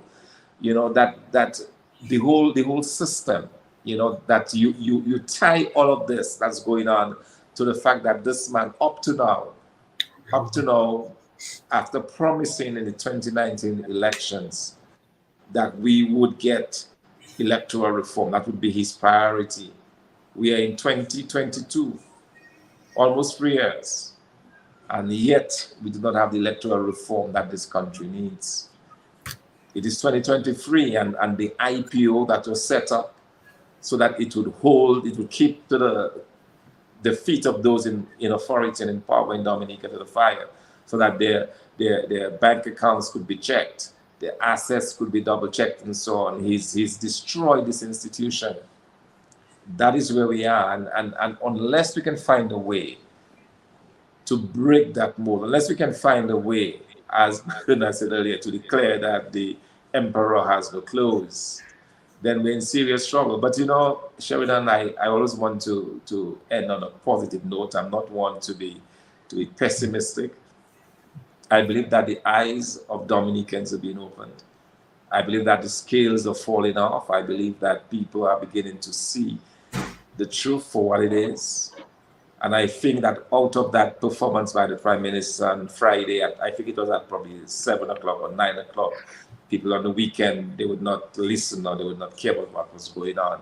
That type of behavior, I believe people are beginning, their eyes are beginning to open. And even the most strenuous, even the most ardent and dire, oh yeah, Poto, that's what I'm looking for. Even the most Poto laborite, I believe, is not reflecting on what the country has become. Is not reflecting on their own condition. The fact that they've been unable, if they're working in Dominica all these years, they probably cannot, after all these years, cannot save enough to probably, put a down payment on a house. After all these years, they probably cannot have enough to buy a little vehicle that would ease their travel up and down the country. After all these years, they probably don't have enough to send their child to university, and they are thinking about all of that and saying, is that the best that this country can offer me? Because these same individuals are seeing others who would have left Dominica and who would have gone to St. Martin or to Guadeloupe and so on, probably come back to Dominica and build a little house or do something and say, is that the best? So I believe that people are beginning to question more and more themselves and more question this governance that we have in Dominica. And this is a good thing. And that's why I'm optimistic. That's why I'm optimistic that Dominicans will rise up to demand electoral reform, will rise up to say that we will not have another election in Dominica without a clean list, without a list that adheres to the Constitution and to the laws of the Commonwealth of Dominica. More and more people are coming to that realization. And that to me is a good thing. Well, yes, and Gabriel, I know that you will want to jump in here because, we can see the difficulties. Bernard spoke about the sort of a breakdown of the structures that support our democracy. All the institutions are being made to fall apart, and those that are created to serve not the Constitution, not the country, but the party. And that cannot stand. Because we can see already that it is not working. Yes, there are a few people who are enjoying the spoils, but the majority, when Thomson can raise this thing, somebody cannot afford to pay an extra 50 cents for a bus fare. It tells you that things are bad. We know things are bad because we know the things are bad with the farmers. They're bad with all the major sectors of the economy. They're just not happening. And it seems to me that is where we need to go in terms of going forward, as some to say. We always have to think there is this light on the hill out there that we have to reach out for that. But, Gabriel, I do not think we can achieve it in the current atmosphere. Something has to change. We cannot continue to have the divisiveness. We cannot continue to have the political victimization. We cannot continue to have people say, okay, we're putting out an olive branch but then the next day they say to throw hot water on them when they come to you. We cannot afford to see people. Let's be nice to each other. Let's put it all, and then they arrest people and give them all kind of charges, and they prevent people from working in their own country. How can that be if we want to move forward? So if we want to move forward, that is why I keep saying this. We're going to have to put aside our differences. We're going to have to form a government of national unity. Why do I say that? Some people might say, oh, nobody's going to agree to that. But I'm saying that we have to call for that. Why? That is what is best for the country at this time. You are never going to be able to go forward, let all ideas contend with one mindset. It's not going to happen. And I'll tell you why I think it's almost impossible not to have that right now, because I don't think this economy that we have now can survive if that CBI falls under. It is too much of a large percentage of our budget. Right? It's too much of a large percentage. Because if this money does not come back in, and if new money is not coming in, we're going to have a serious economic problem. Already, we know that the government has not been able to manage the economy in a way that delivers international competitiveness, in a way that generates foreign earnings, like we did many, many years ago, in a way that creates meaningful employment, in a way that even gives any semblance of resilience and sustainability, because we're not really looking at the sustainable and resilient sectors. We're only looking at hotels, five-star hotels. I mean, we're not even able to restore some of the local hotels that we've had, like our Garaways and our Castle Comfort Lodges and our Evergreens and so on. We're not even able to do that. But we talk about five-star, but many of the five-stars we're talking about, some of them cannot be completed after years, and some of them haven't got started. We talk about putting a five-star hotel at the public works, but how is it going to get started if you don't have this, because the CBI money we're talking about? So, Gabriel, I'm looking at this thing and saying to myself, if we are serious as Dominicans, wherever we are, in Dominica, or at home, abroad, wherever we are, we have to give some serious thought now to calling for a government of national unity, where all of the best talent of Dominicans at home, abroad, we can come together to focus on building our nation. Give me your turn. Brother G, any reasonable Dominican, any reasonable human being would have no choice but to endorse what you've just said. You know, in 2003 or four, when he became prime minister, I gave you, Skerrit, a book by Lee Kuan Yew of Singapore. Singapore, the Singapore story, from third world to first world in 25 years. I said, Prime Minister, please read that book. Lee Kuan Yew was a lawyer with a value system that when he set up his version of his integrity in public office, the first family, his family, was the one first investigated. Modest man who would take commercial first class and not have a presidential jet, when places like Congo, where the per capita income was maybe 5% of that of Singapore, they would have their own presidential jet. Thrifty, integrity-driven, a culture of excellence, a culture of meritocracy, not mendicancy. So I associate with what Brother Lennox has said, and what Brother Hurtault has said, and Brother Thomson, because it all comes out of the same sort of corpus, which is we are a small country. We've produced folks at the highest level in way of performance in the diaspora and even on Dominica. However, in the past 20 years, there's been a systematic effort to weed out any independent thinkers in Dominica and enforce on Dominica the philosophy of a one-party state. And so tonight, friends who have known me and who would call me comrade, don't call me comrade unless you mean it and you understand it. What does comrade mean? Comrade means kindness. It means affinity. It means sincerity. It means we're in a common cause. So you've now bastardized the term comrade because it means nothing. How can you be a comrade and $4.5 billion is missing from the consolidated fund? How can you be a comrade and you disregard the reputation of your island and put foreign bandits over your own native sons and daughters? Is that comrade? Is that the camaraderie we're talking about? Is that the affinity? You see, when you talk about the unity government, you're talking about self-love and love of country. That love is the antithesis of hate. When you talk about unity, unity is the antithesis of divisiveness and disunity. And when you talk about selflessness, all of us here are here tonight, Lennox, myself, Hurtault, Thomson, as volunteers.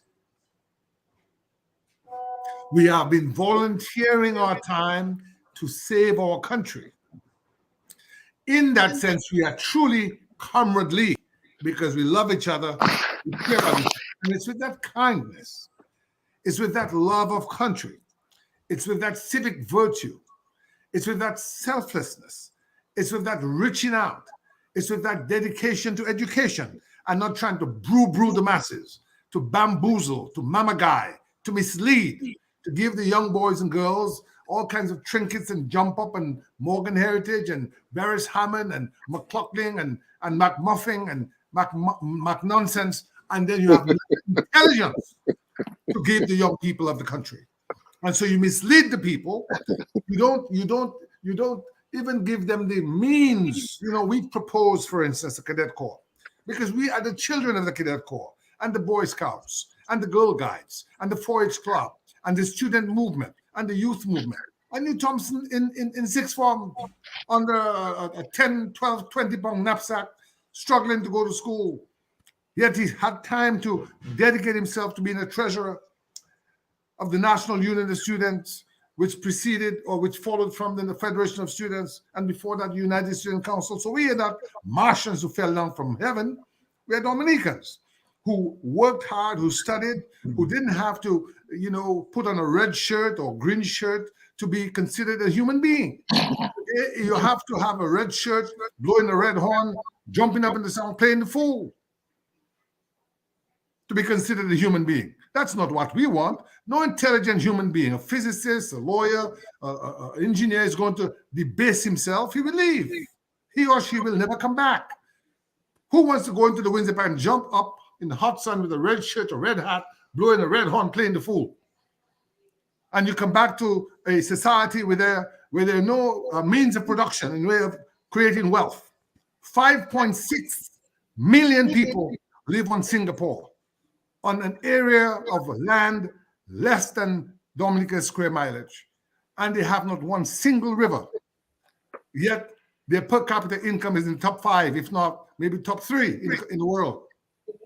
So we are in a position with fertile soil, with water, with intelligent people to make a go at it. We just need to change this government that has failed us, which has tried to mislead the people, steal the money, hide it in offshore banks. And I am not saying this. Paolo Zampoli, the famous, maybe infamous ambassador this year, in his pleadings in the New York court said, and I quote, "I'm afraid that my share will disappear in the Dominica Bank in Switzerland." Lennox, Linton, when were you at the Parliament of Dominica when the Dominica Bank in Switzerland bill was tendered for deliberation before the Parliament? So tell the Dominican people. I don't recall. Indeed. And I won't bother to ask Thomson, although he's in the Parliament. I won't bother to ask Hurtault. The fact is, that is what their ambassador is declaring. He's saying he's afraid that the monies will disappear in the Dominica Bank in Switzerland. Prime Minister, are you listening?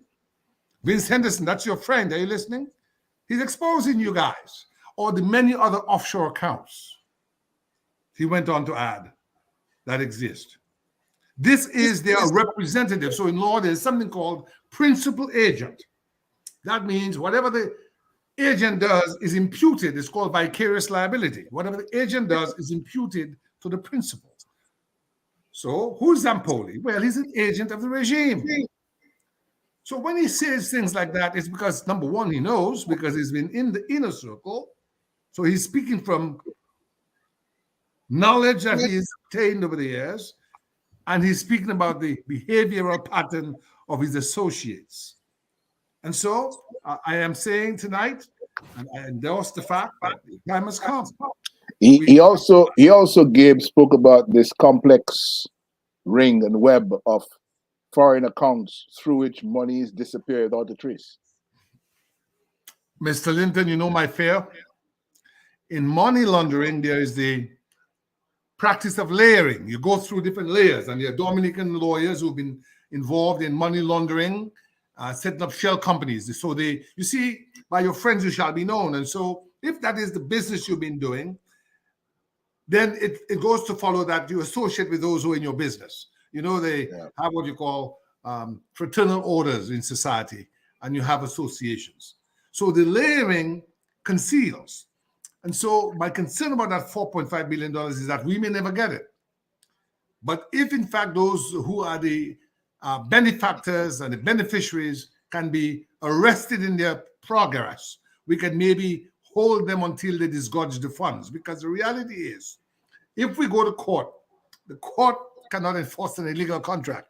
So if I give a contract to somebody to hide money, to steal money, and they take some for themselves, I cannot say, well, look, I gave X money to hide for me, but, he took some of it, I want to go after him. No, the courts will not enforce an illegal contract. And there's a web of deceit and illegality. And so the sooner we can rid our country of what Brother Ito described, we didn't use the word, but it's a moral cancer. That's what it is. He said that in the United States, you may have all the laws, you may have all the Constitution, but it's the essence of that is the willingness of the citizenry to abide by the law, and the willingness of the citizenry to stand up for the law. So people talk about the United States as racist and so on, but I work in a system where black and white people get along, and when a white police officer beats a black man or kills him, their family can go to court and sue and get compensated. That's a fact. We've had 3 people killed in custody recently by the police. Has there been a commission of inquiry? Has there been a lawsuit filed for compensation? Have we had protests in the streets like they had for George Floyd?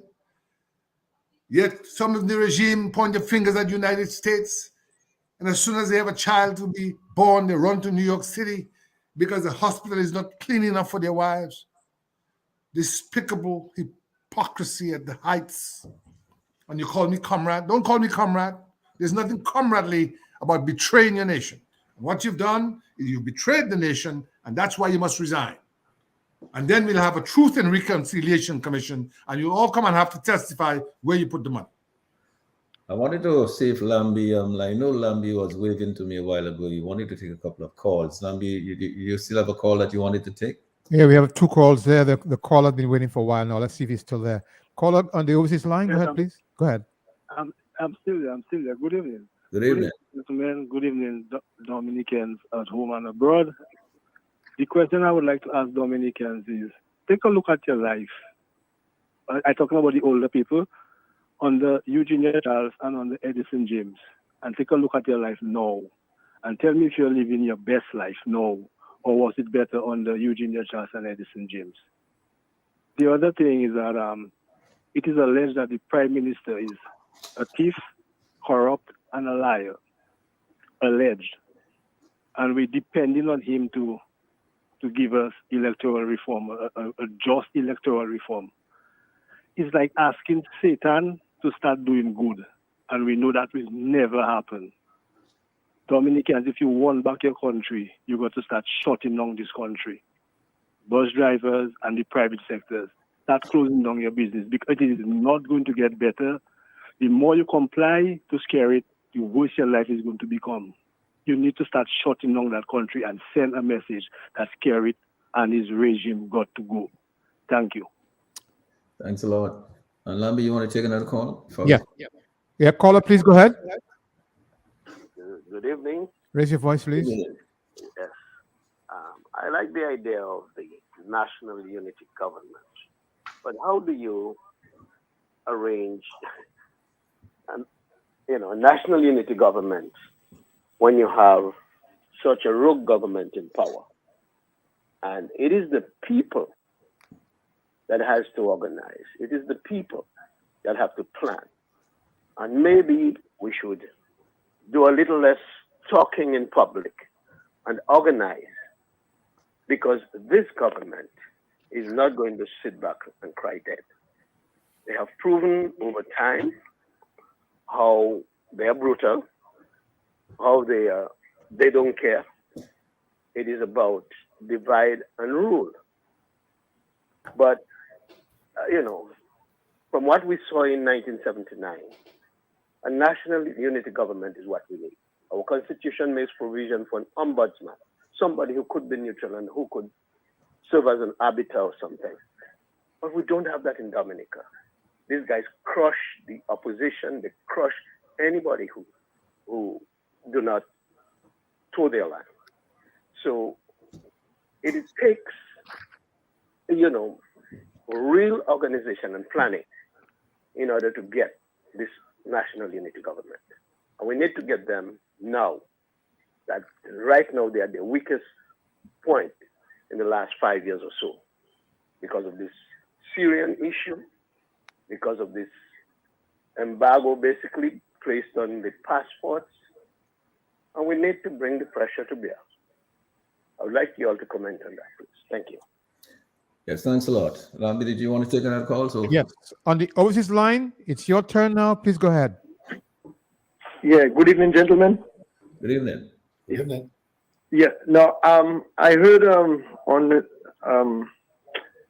the other side program last week that they were saying that the 4.6 billion Mr. Linton is talking about, that he doesn't understand figures at all. Like Mr. Linton doesn't know how to count, so he might have to go back to school to count 5 plus 5 is 10. So they're saying that 4.6 billion that is missing, they're saying that is not there at all. That money is not there at all. So I'm saying that money has disappeared, and I said we were not going to get back that money. However, Dr. Andre, I think, said that, during the World War II, the Nazis stole a lot of treasure and things, and he said that they recovered the treasure. But what he did not say is that it took them 30, 40 years, and some of the treasure has not been recovered up to now after 60 years. So he's not. Now, Mr. G made a good point about national unity and we coming together. But Mr. G, I just don't see it happening. Mr. G. The politicians, this Labour Party government has done a very good job in dividing the country. Mr. G, when you are not a supporter of Labour, you are looked at as an enemy, and even looked at that you should be wiped out, you should be killed. Remember, one minister said Mr. Linton should disappear, and this is very dangerous, Mr. G. I just don't see it happening, Mr. G. About we coming together, I don't see it happening anyway. Good evening, gentlemen. Good evening to you too. I'm pretty sure we'll try to address all these questions that are coming up. Lambi, you want us to go right ahead? We can all jump in. Anybody can jump in. Lennox, I mean, some of it was directed at you, and some Thomson you can jump in. Bernard, you can jump in. Let's just go with the discussion. We've had several comments that made by some of the comments. I believe I will have some comment I can make later on, if necessary, on the potential for government of national unity at this time. But Lennox, let me go over to you. Yeah, as you come over to me, let me just go over something that we were discussing earlier. Have to do with the power of the president, right, to act where the prime minister is concerned. A colleague parliamentarian just pointed my attention to the fact that, and this is provided for, if a vote of no confidence is passed and the PM does not advise that the parliament be dissolved or does not resign, then the president shall remove him from office. So that's the option that the president has, just to go along with what I said earlier. On this matter of where we are, Sheridan, you asked me to comment on. I was going to ask a comment, but I see Lambi is waving to me again. Lambi, you want to take a call before I go back to Mr. Linton? Yeah, go right ahead. All right. Overseas line, please go ahead. Yes, good evening, gentlemen. Mr. G, how are you doing, sir? Not bad. How are you doing? I'm not as good as you. You know how it is. Don't say that, man. Right, I'm listening to the program. Very great contributions by your panelists this evening. I just want to make 2 quick comments. First of all, I tend to subscribe with Dr. Thomson Fontaine. In that, on a positive note, I think the last caller said or felt, well, you know, given what has transpired over the years, that he don't see Kerry getting out of office or a government of unity being formed. I see it differently. Those of us who maybe have been familiar with the bird regime in Antigua, I guess if you had asked the question a couple years ago whether the birds would ever be out of office in Antigua, and someone would have said no, given the dominance that the bird regime had in Antigua. But we live to see that changed. Also, we recalled Eric Gary in Grenada and in Mongoose Gang, and then the damage that he caused in Grenada. And we live also to see that change.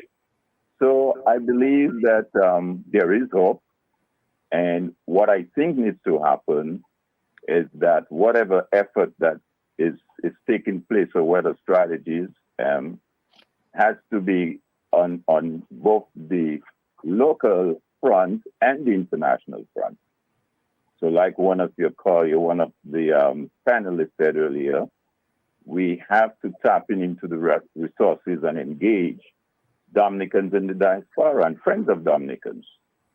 The other thing I would say too is that as far as this current Syria and what I consider Syria-Dominica diplomatic relations scandal, we got to leave this. We got to make sure that stays on the front burner. I think part of the problem sometimes is that we take on an issue and then we get diverted to another issue. I guess due to the fact that there are so many issues confronting Dominica. But we need to ensure that stays on the front burner.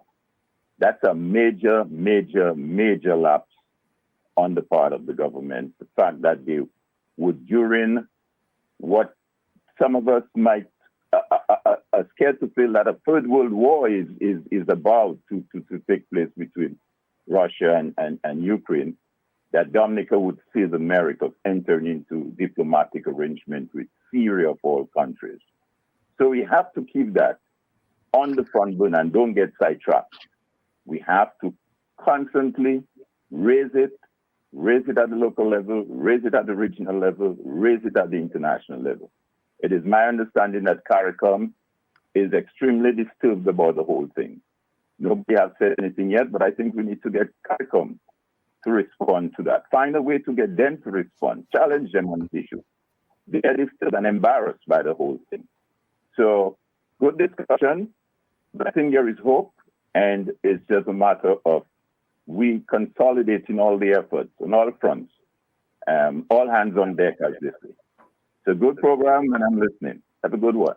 Yeah, but you know, Sheridan, on this question of the rest of the world and how we're going to get out of this, too many people in Dominica feel it's somebody else's responsibility to get us out of where we are. So somebody believes that there's a savior out there somewhere. Maybe it's the US, maybe it's the European Union, maybe it's somebody that will do something for us that will allow us to get a change of government in Dominica. We need to change our government for ourselves, right? And people. No, I agree with you, Lennox. It has to be done by Dominicans, whether it's at home and abroad. But let me just see if we can attend to Lambi for 1 minute. You know, I hate to disturb you like this, but Lambi is really waving. Lambi, you want to take a call? Yes, the overseas line caller, please go ahead. Yes, gentlemen, good night. I want to say, you know, it's very interesting listening to all the gentlemen on your panel. And there's a gentleman who said something a while ago regarding, I think it's the gentleman on the Freedom Party side, representative, who said that other people, their minds are just being corrupted, you know, by this current government. And it's like, you know, the people who supports the Labour Party, most of them, especially the elderly, these are people who actually, they are not politically educated, and they don't even know what to expect from a government, what to expect from a leader. And within 20 years, that some of the young people, actually, the man has been actually taken up by scared to confuse their head and to try to have them believe in him. So what I'm saying is that I think a protest alone will not do it when we protest in the street, but I think that we need to go from village to village and try to, at least on one-on-one or in groups, and try to educate our young people. We need to educate these young people what to expect from a government, where does the future lie, and how the government needs to contribute to them, and that is not existing. And the only thing that's going to happen is to bring change. And so we need to really educate the people. Just talking on the radio and some just a protest does not work, because some of the people jump into a protest just because they want to belong, because like copycats, they hear what other people say and they join in. But we really need to educate the young people. We need to let them know what to expect from government, what is happening, where we are going, and where we need to go. And I think we need to do that. And when you have people like Sam Raphael, who is even backing up, supporting the prime minister to really dominate the mind of the people. For example, he said tonight that you have a group of people listening to Q95, a group of people listening to DBS. Why is he keeping his program on Q95? And I don't understand. This guy is telling people all the time, it's like, he doesn't want to sweep things under the rug. Well, the prime minister said this, so let's just forget it, because he has said the woman make a mistake, everybody makes a mistake, and he and Ken always referring as what is happening to other places and other countries, like it's okay to happen with us. You know, and this thing is so wrong. And he will tell you, I love Dominica, I love the people. But how could you love Dominica, I love the people? And you're going to tell them, sweep everything under. While the prime minister make the statement, let's just move on. Move on to where? We have no place going. Move into a precipice. I remember when I could never get to these people when I tried to call them. I've been calling you for since you started this program. I only lucky to get in now. Take for example, on Sam Raphael, when one of the gentlemen said about the money that the UWP put there for the airports, where is the money? He said, oh, well, he's talking about Singapore. Let's just move on. Move on to where? He just said tonight that he had a gentleman working for him, and then he find the guy has stole money from him. He did not fire the guy, but he asked him to resign. What's the difference? You ask the guy to resign because you don't want to tell people what he did. So just do like you quit the job. But yet I don't want you there. So what's the difference? And why do you want people you didn't move on with him because he stole your money or whatever he stole. So why do you want the people of Dominica just to move on and forget what the prime minister is doing? This is just craziness. And he need to stop talking on the radio. As a gentleman told him, stop taking Dominicans as fool, because this is what I have to understand. There are Dominicans that are politically educated. We may not be into politics, but many of us are smart people. I need to stop insulting us when you talk that kind of way. Thank you very much. And thanks a lot for those very nice comments there. I mean, there a lot of information coming from this caller. Obviously, a caller who's been around and he knows what is happening. He understands politics and the whole question of political education. Because I think the idea of educating people at the village level about the politics of the day, that is very, very important. But yes, I was saying that regarding some of the conversation we had earlier on about the lost generation and so on, wisdom about the political situation in Dominica and where we go from here is still being found in the simplest of places among people who are, quote unquote, not educated, like those who have the bachelor's degrees and so on. You find a lot of those actually defending the nonsense and the corruption that is going on in government circles in Dominica. I want to make the point that there's something inherently immoral about a country that will have a government that sells its passports, that puts away billions of dollars under private control of foreigners, and still has that government going out begging, looking for handouts like grants and so on, and claiming that it is in a disadvantaged position. There is, I'm going to make a point that I made earlier. There is nothing that we want to do for the uplift of this economy and for setting it on the right track, where it can comfortably deal with the life and livelihoods of the people of Dominica, that cannot be done, the preparatory stage, with the $4.2 billion that we have from the last 4 years of selling passports, 2016 to 2020. So this business where we're still looking to the IMF to help us out, or the World Bank to give us this, or the IDA to give us that, or to get this from the Kuwaiti fund and so on, or to pretend that we are these disadvantaged people that deserve this break and the next break, when $4.2 billion belonging to the people of Dominica has been unlawfully privatized into the hands of foreigners overseas. There's something terribly wrong about that. And who is going to fix it? We have to fix it, because we are the ones. It is our election process that got these gentlemen into office, whether they rigged it or not, whether they manipulated it or not. That is what we have, and that is what we have to deal with. And we are not going to, some savior is not going to come from the outside. Don't look for Uncle Sam to come down to save you. Dominicans, wake up, open up your eyes. Your country needs you. It's time you realize. But part of that, the government is abusing its power. It's abusing its authority. It is the only one benefiting from what's going on right now. People are suffering and they're being made fools of. They have us in a stage now where they have so compromised themselves to foreign interests that those foreign interests are dictating and directing foreign relations that are anathema to who we are. And we have one of those examples sitting on our doorsteps right now. In the next 9 days, it will disappear. Mm-hmm. Yeah. And we'll be left with what? We'll still be left with the reality where the money that we need for our future development is sitting in foreign accounts because it has already been raised from the sale of our passports. But a group of people have decided it must be elsewhere. And God knows how much they're continuing to keep elsewhere.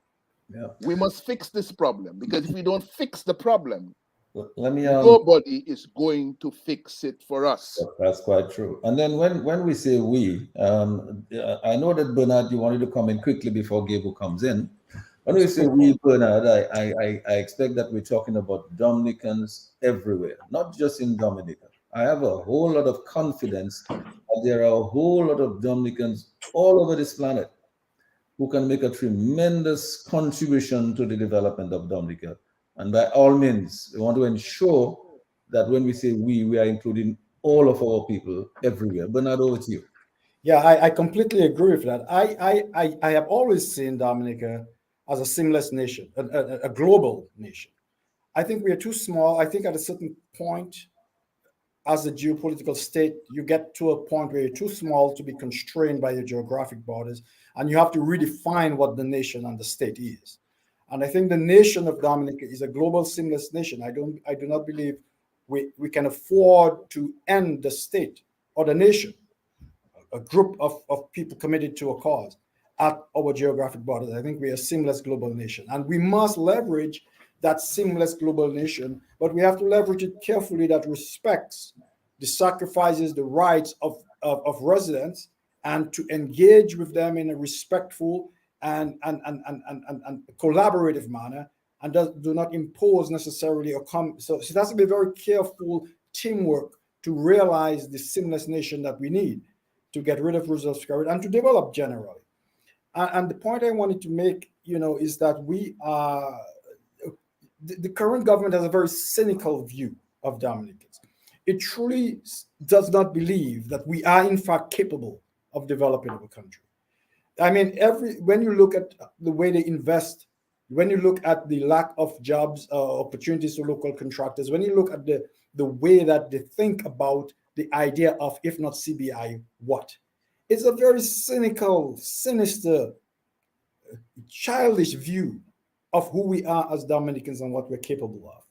Because everybody knows, or it has been shown, that every nation that has escaped from third world, as my brother Gabriel talked about, from third to first in Singapore, or we look at the four dragons of Hong Kong and South Korea, and we look at those examples. All of them have succeeded how? By having the insight that it is not the physical resources of your country that determine where you end up and what you become. That it is in fact the human and intellectual capital that is within your society that can pull in and source and innovate around resource constraints and identify a bush and make it into a resource, and identify a rock and change it into a resource. And so there are no resources without human ingenuity. There are materials, but it is our ability to convert opportunity into resources that creates resources. And so resources are created, not sourced. And so every country that has broken out of the poverty trap into prosperity has realized this and has focused on tapping into its human resources, its people, educating them and technically skill them and investing heavily so that they can then create wealth that the rest of the world values. And the current government simply does not get that, or they may well get that, but they have a cynical view that does not believe that we as Dominicans can do that. But absolutely we can. We have been very successful as a people globally. The least successful place we are is on the shores of Dominica, but globally, Dominicans are one of the most successful subsets of people globally as a group, if you look at an average. And so, as I've said to Gabriel many times before, we are individually successful, brilliant, but collectively mediocre. And so that is what we have to figure out. How do we come together to be collectively brilliant now? And that is in believing that we are capable of doing those things, that the right thing to do is to invest in our people. And here's the thing. This government has missed a pivotal moment, a tipping point that occurred in the world economy, and they were not even aware of it. They have no interest in those things.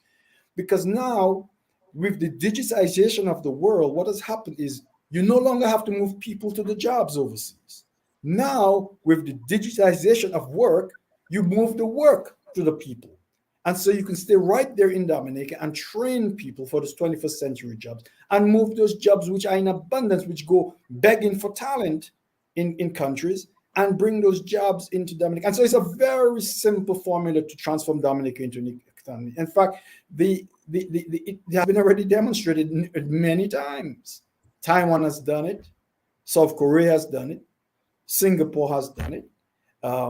And now Southeast Asia, from Malaysia and so on, is doing it. China has definitely done it. They have invested in the capability of their people to create entrepreneurial opportunities and to embrace new technologies and to transform the country. And we can do this. We know how to do it. Dominica is a small country, and that actually is an advantage for us because we don't have to transform 1.4 billion people. We have 65,000 people to transform into a thriving economy. That means less than 8,000 or 9,000 well-paying core jobs that are around which you hang the rest of the economy. And so this is not a complicated problem. Our problem is the inability to get the people who can do those things and care about those things into the driver's seat. We need to get the right people on the bus so we can drive the bus where it needs to go. And that is our fundamental problem. Now, all good things have to come to an end, and we're getting very close to the time where we have to start winding down, and I'll be taking your final remarks in a while. But I just wanted to say this, Bernard, just to add a little bit more value to what you're saying and what Lennox himself has said, as well as Thomson and Gabriel. In fact, when we think about people, when you think about Singapore, and you think about what happened there, you're right. You have the human resource, you have some natural resources, but it is the human resource that's going to have to capitalize on those natural resources and add value to them and create the work and the exports and the wealth. But here's the thing. I have a lot of confidence in the people of Dominica. I believe the people of Dominica are very resilient. Anybody who could survive right now under those conditions, I mean, the cost of living I mean, you have to be creative. When this lady Thomson says that, listen, if I have to pay an extra 50 cents, I can't make that. It tells you how this person has to be creative to be able to live with the resources that she has, but they found a way. And when we speak about Dominicans everywhere working together, there is already something going on, because Thomson, as you know, there are people who are working in New York and in Toronto and everywhere who are saving money, tightening the belt, and able to send barrels home to their people. They're working the people and sending barrels home. And they're sending home $50 million plus every year to the people in Dominica.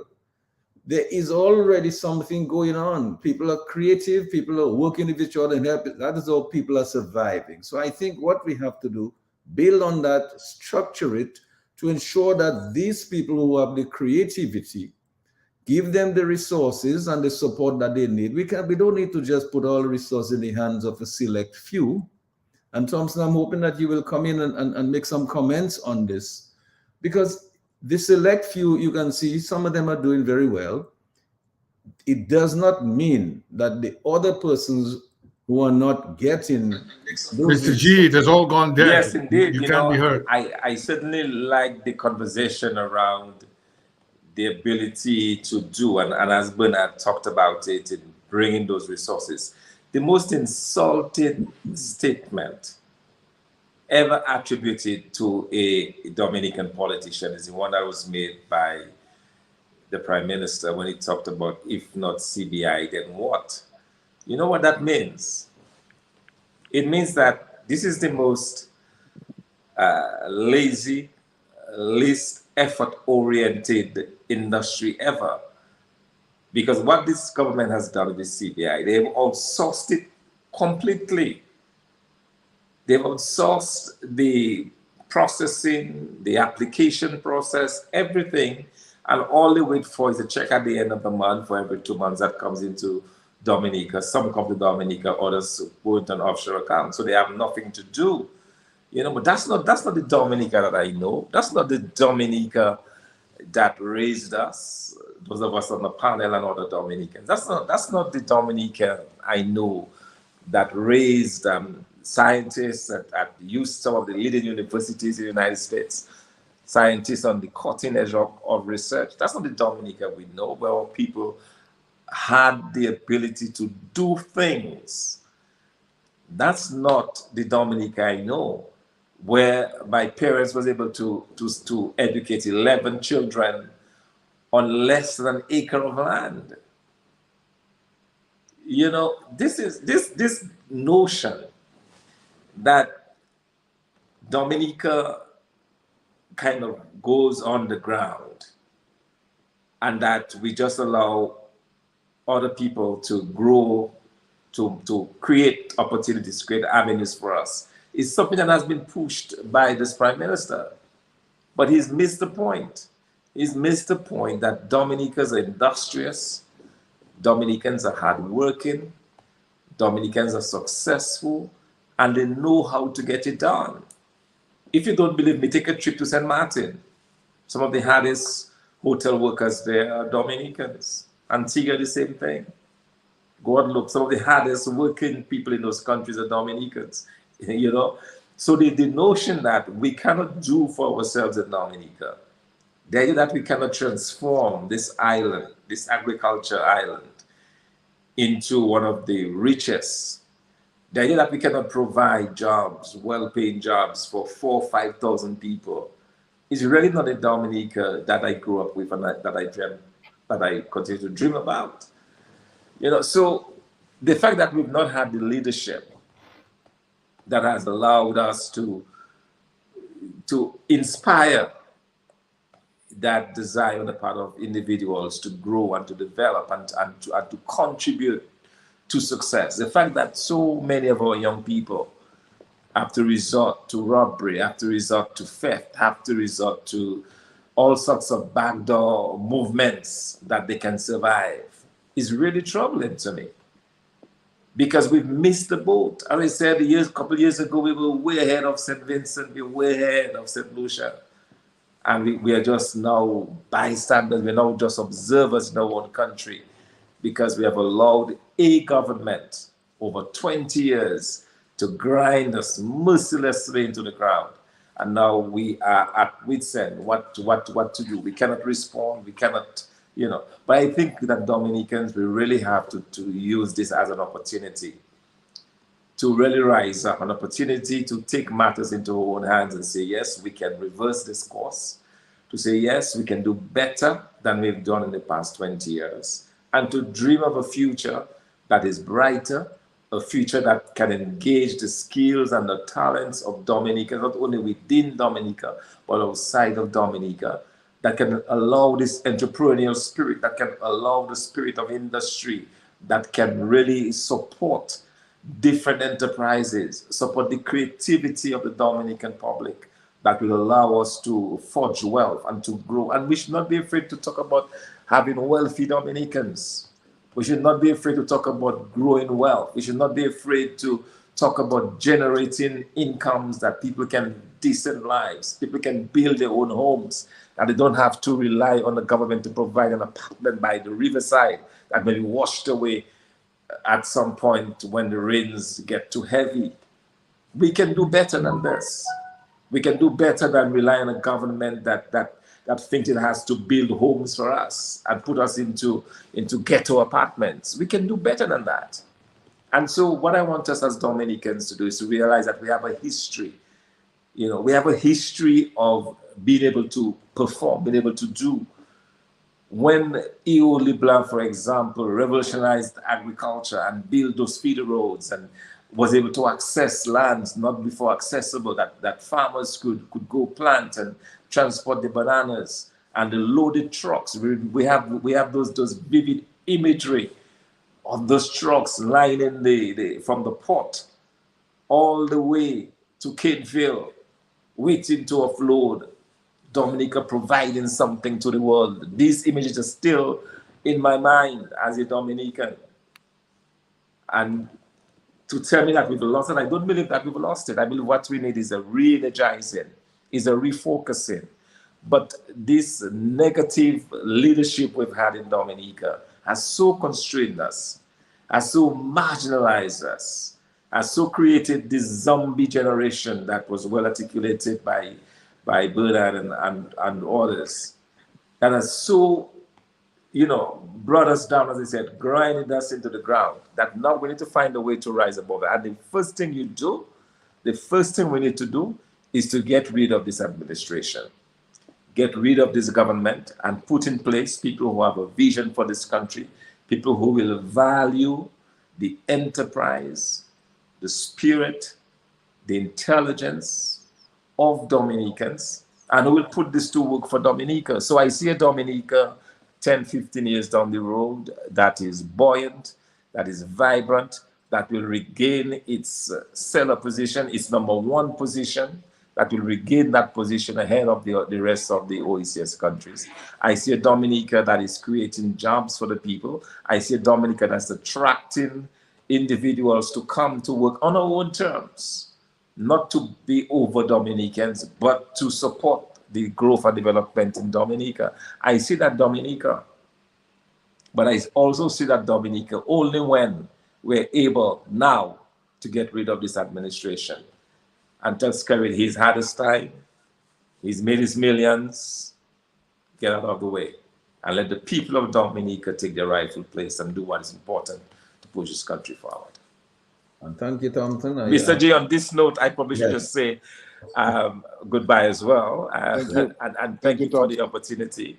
I was up actually around that time last night on television in Grenada.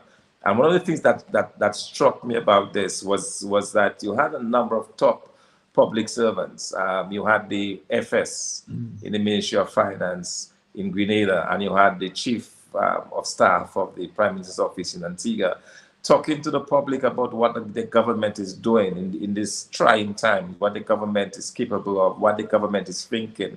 They're trying different things. They're constantly thinking how to improve the lives of the ordinary people, how to remove the pressure, how to ease the pressure of this Ukraine war, and its impact, how to, make life more comfortable, constantly, and engage in the public, telling the public what they're doing.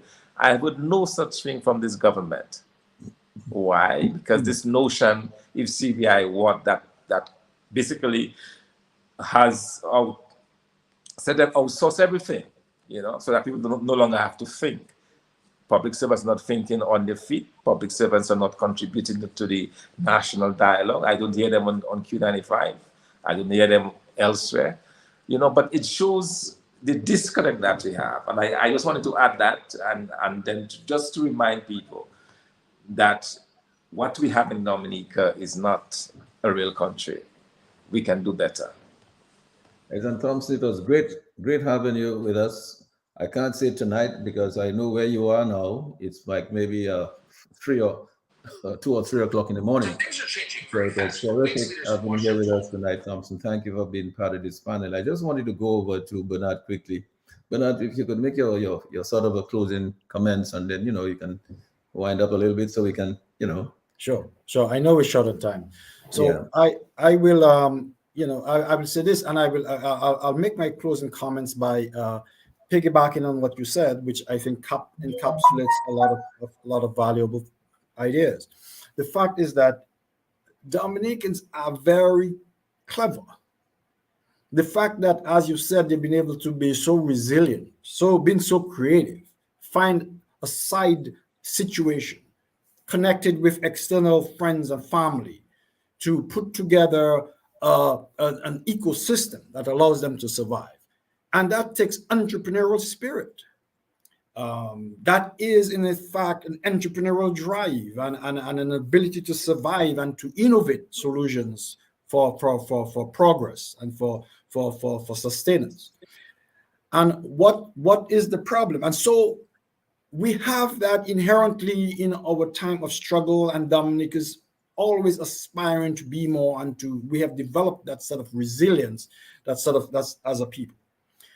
What we need to do is to channel, to capture, to structure that innovation, that ingenuity, that sense of resilience, that sense of entrepreneurship, by creating the right ecosystem that allows that impulse and ability and that emotional resilience to be channeled into economic development. And we can do that. We can do that.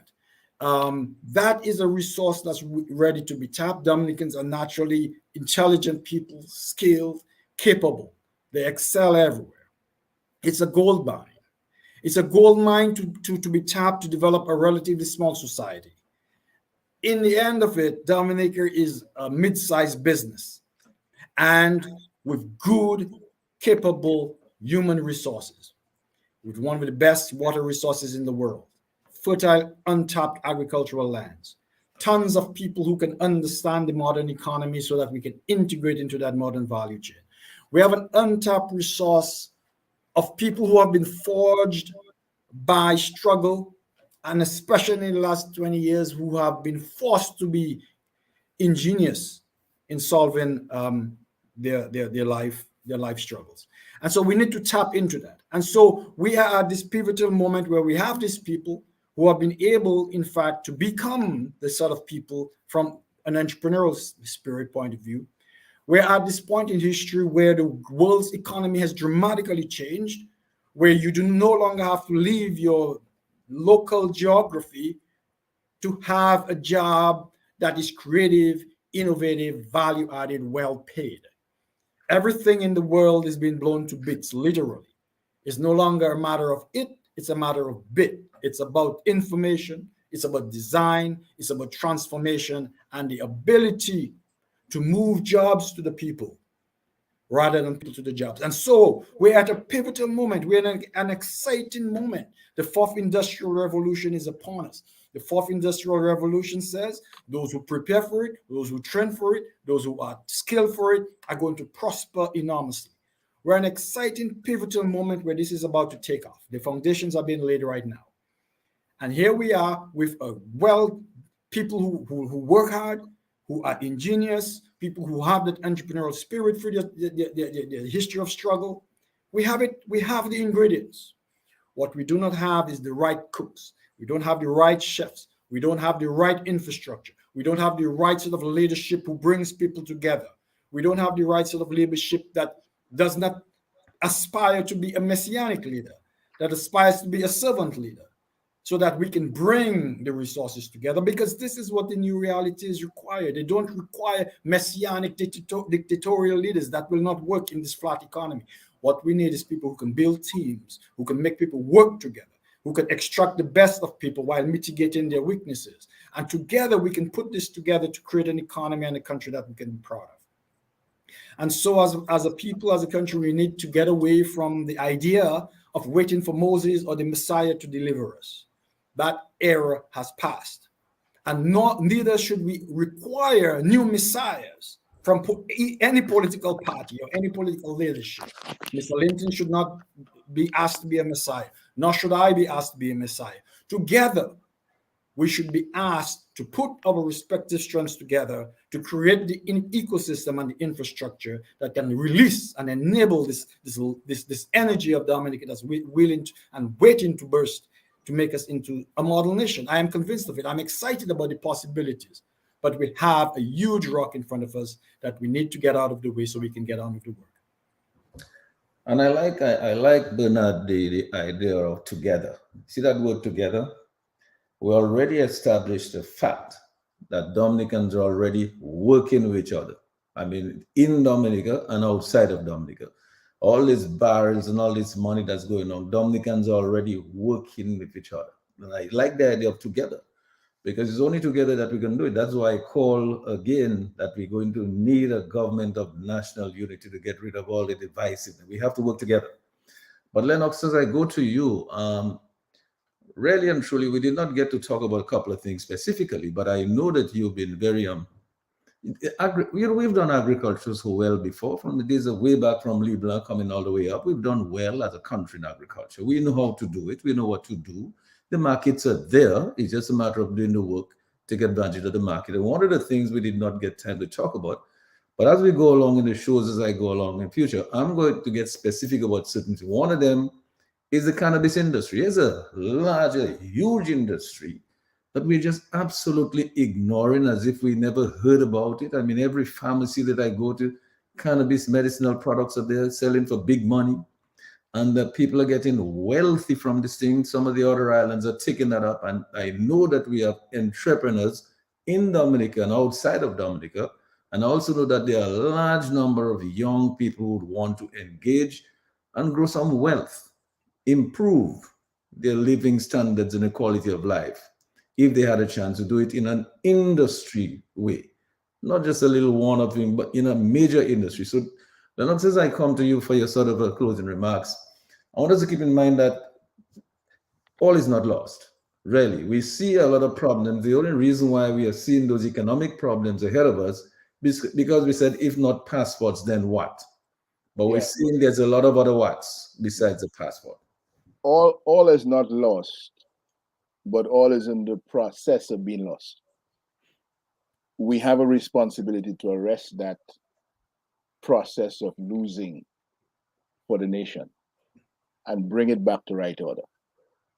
And to that extent, we are in an exciting moment of future possibilities if and only if we recognize that all of the resilience of the Dominican people that we talk about, the creativity, the innovation, the ingenuity that has allowed them to survive in this very difficult period, all of that is being consumed in what seems like a never-ending struggle to survive. It's time for that ingenuity, that innovativeness, that resilience to start moving people through the thriving cycle.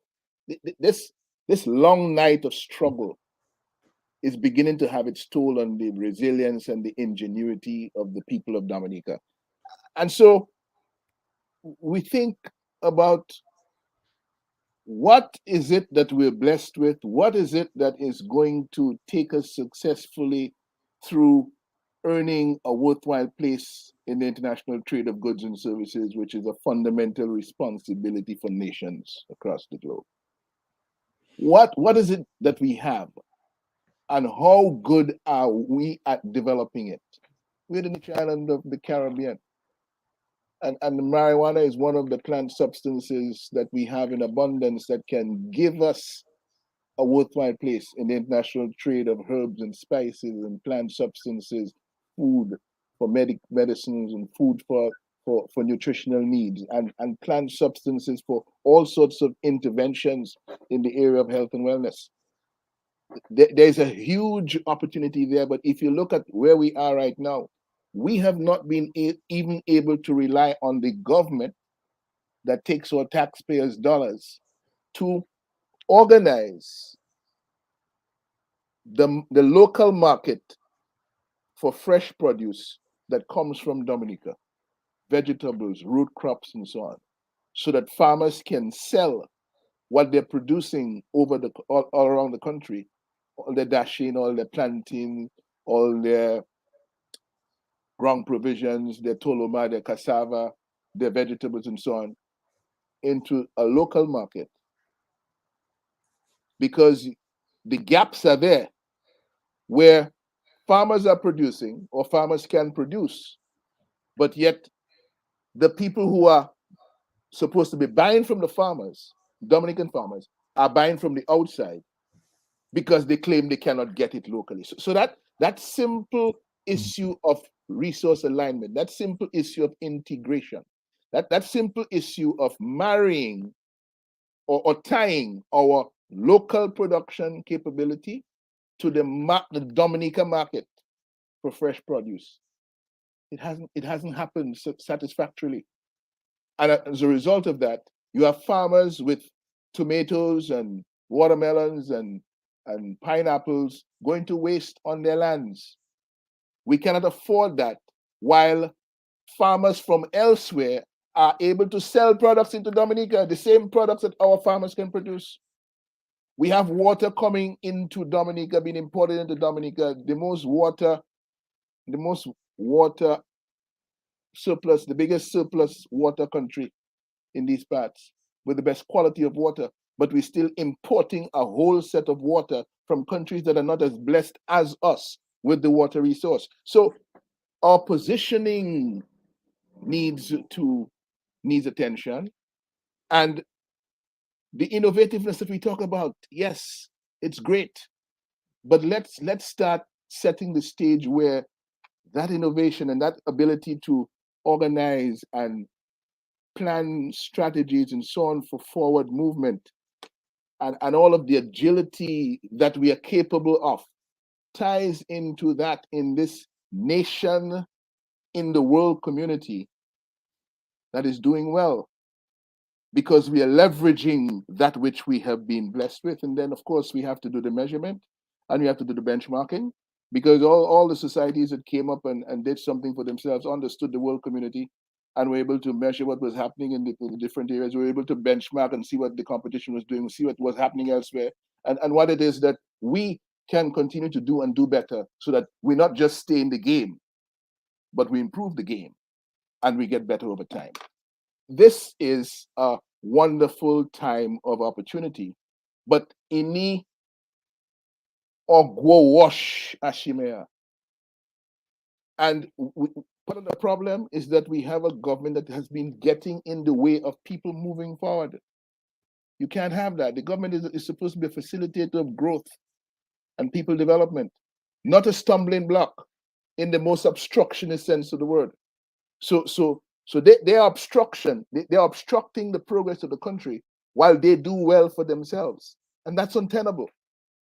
And if you look at where we are right now, with all of the deals and the backroom arrangements that are going on with diplomacy and so on, which is really showing up this government for the corrupt, incompetent, greedy set of people that they are, interested in enriching themselves and not at all interested in building the best Dominica for all Dominicans. The evidence is clear in front of us. And that is why, when you talk about the government of national unity, which is a necessity for us, but then what do you mean by that? Because this government of the Labour Party is not going to give you a government of national unity.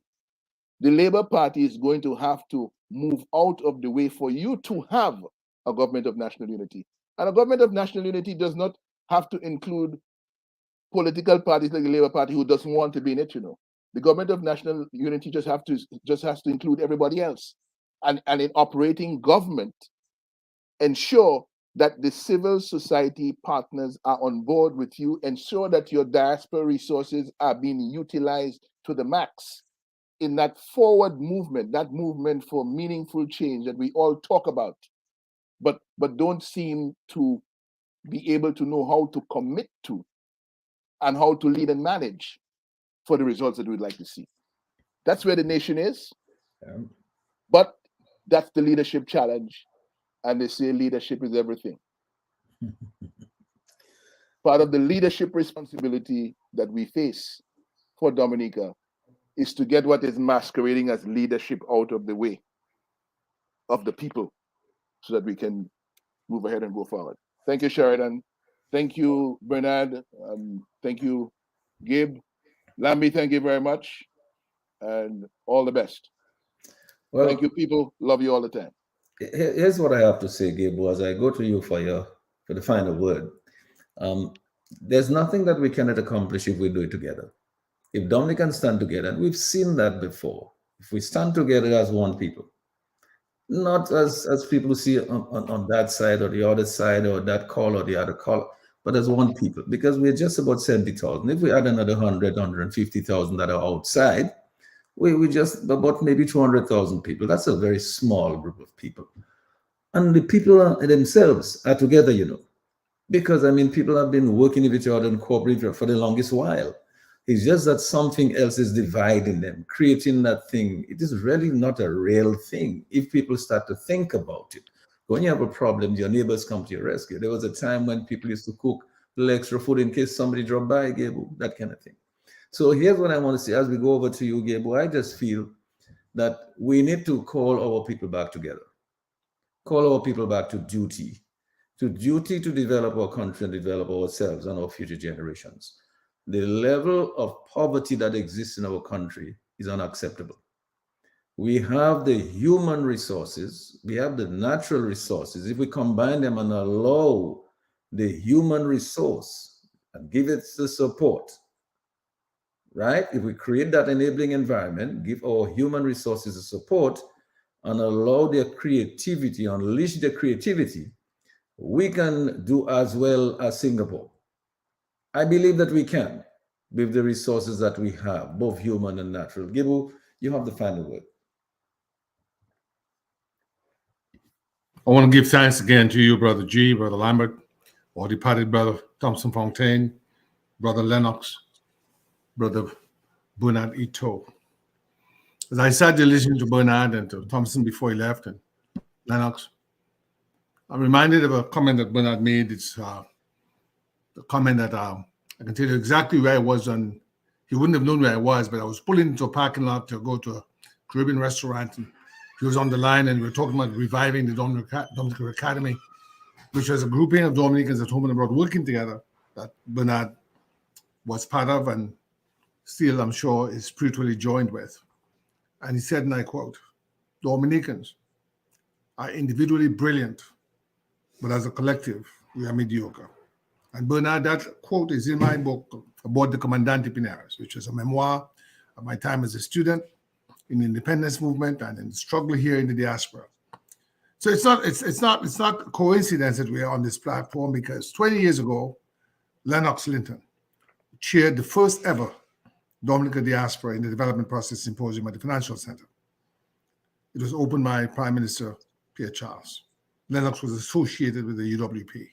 But that was the framework within which we worked. It was a framework of all Dominicans, without regard to party, non-tribalist, non-partisan, working together, bringing our best collective minds together, as you, Bernard, sought to do when you were leading light in the academy in the early days.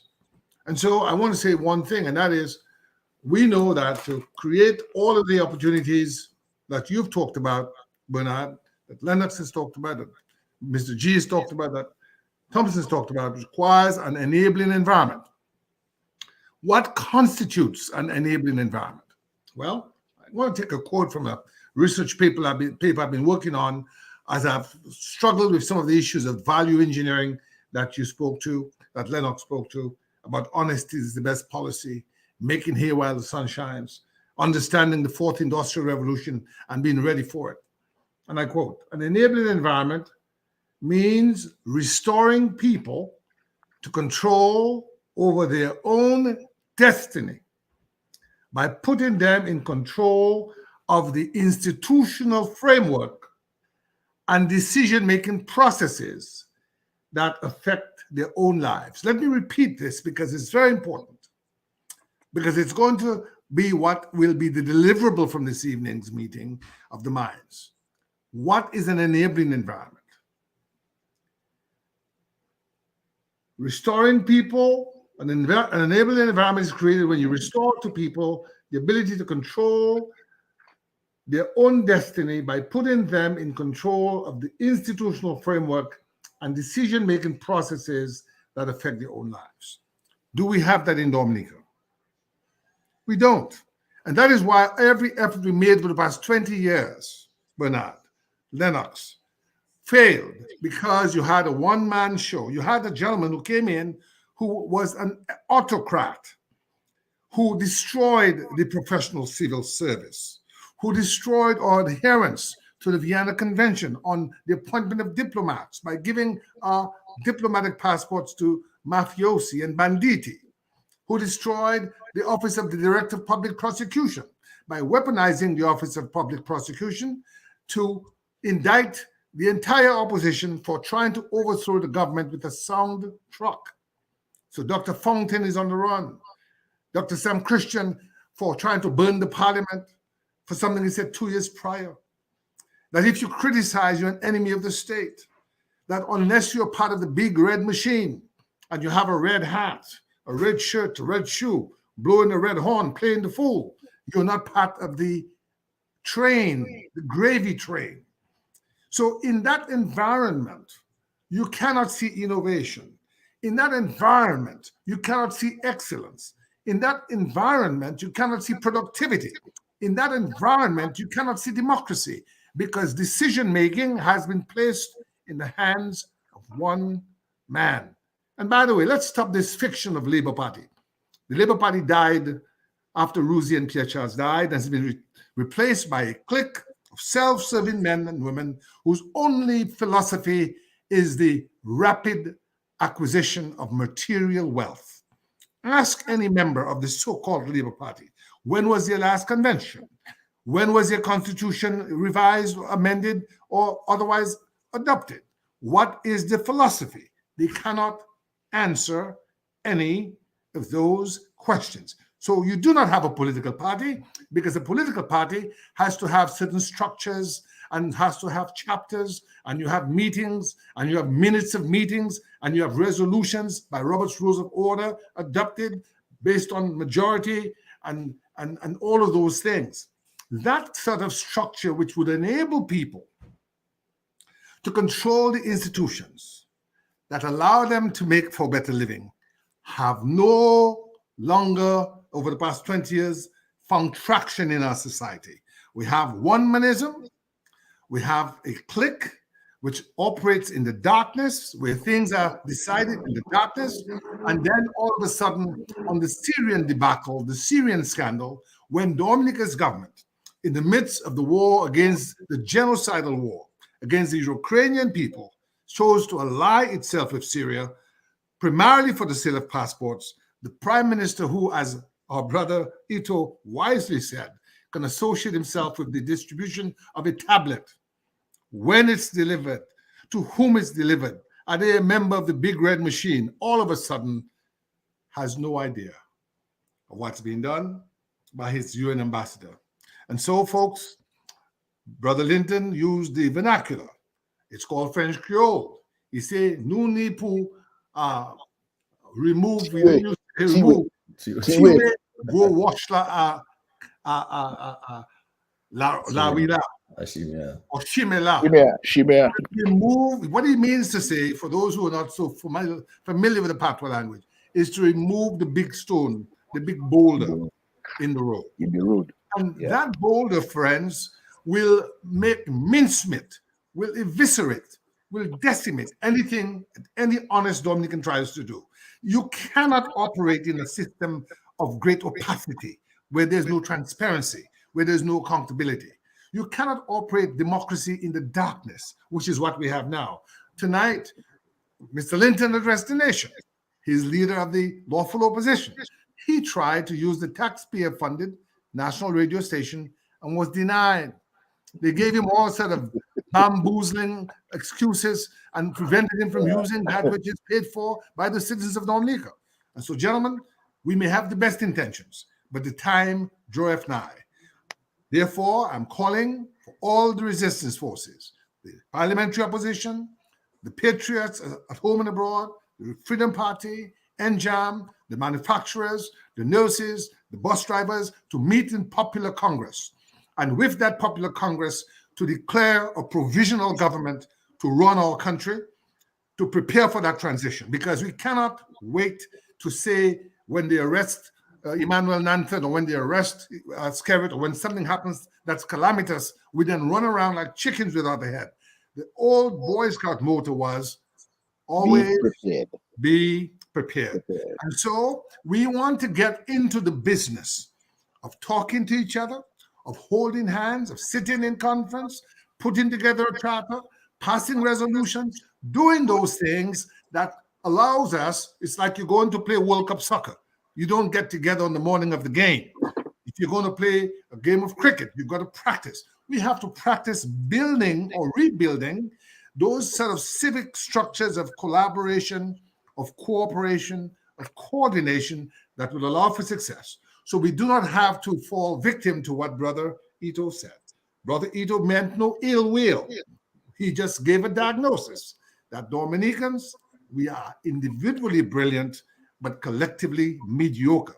And so to escape that mediocrity, to escape the indignity that's been foisted on us, where we have a government that is always in association with banditry, that has kept the monies from the program out of the country, we need to have that Congress called.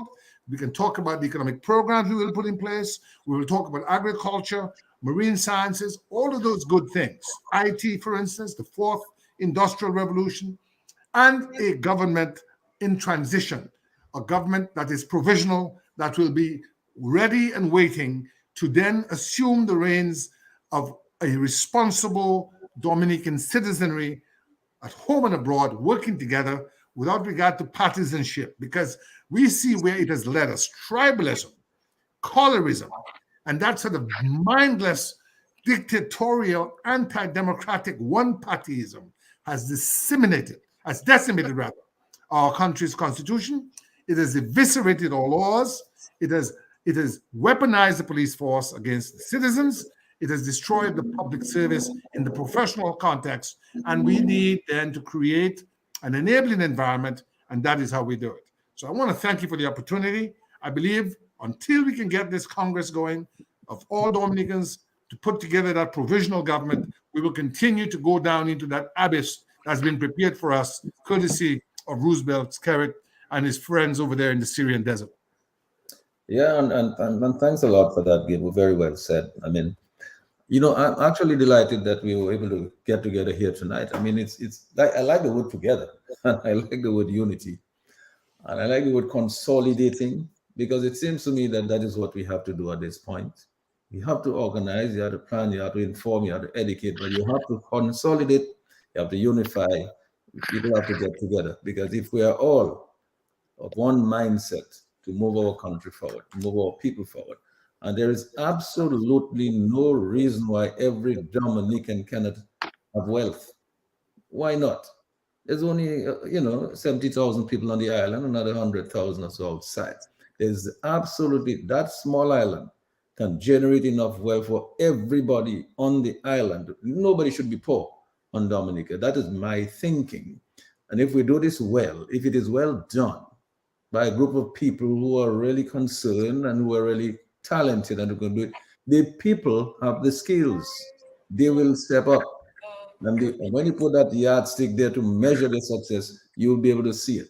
So, gentlemen, I want to thank you. I want to thank Thomson, Dr. Thomson, Fontaine, and Bernard and Lennox, the opposition leader.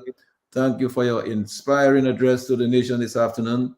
Thank you for your really substantive inputs here tonight in our conversation. Thanks a lot, Gabriel, as always. Thank you. And I just want to send my love to you, Mr. G, and Lennox, and Thomson, and thank you, Bernard, and Mr. Norris, and Brother Lambie. There's a song by Curtis Mayfield that I think should be the anthem of all getting together. It says, "People get ready. The train is coming." The train is coming. The train is coming. All right. Next time we get together, we'll bring that song. And we missed our brother Irving tonight, but we know that he was otherwise engaged. Gentlemen, good night. And everybody, all our listeners on Facebook. Thank you, everybody. Thanks a lot. One love. All the best. And truth. Okay, good night. Take care. Bye, Lambie, Sherwin. They got Curtis Mayfield. Next time.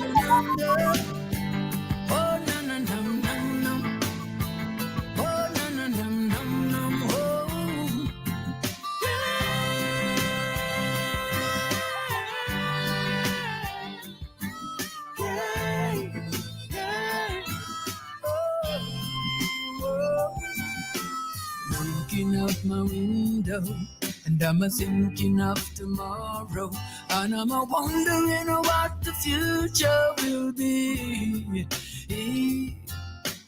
Thinking of the children who are the victims of oppression, beaten down by wars and eaten up by starvation. I'm saying, when there's ugly will be over, and the children can go out and play. I wanna see when all oppression will be done, and the people will rise up and say, freedom at last, freedom at last, so free. Freedom has come. Freedom has come. Oh yeah. Sure heart, sitting in seclusion. I'm in my meditation, and I can hear the voice of the sufferers cry for justice. Ooh. Another ugly war is a raging, threats of nuclear wars are arson, and the world is gripped by fear of mass destruction. I'm saying, when there's ugly war be over, and the children can go out and play.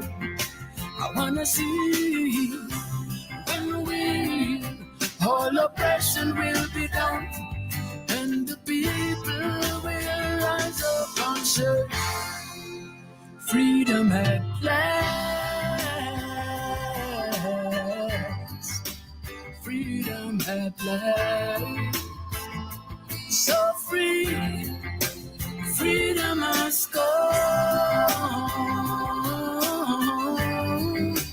freedom has come.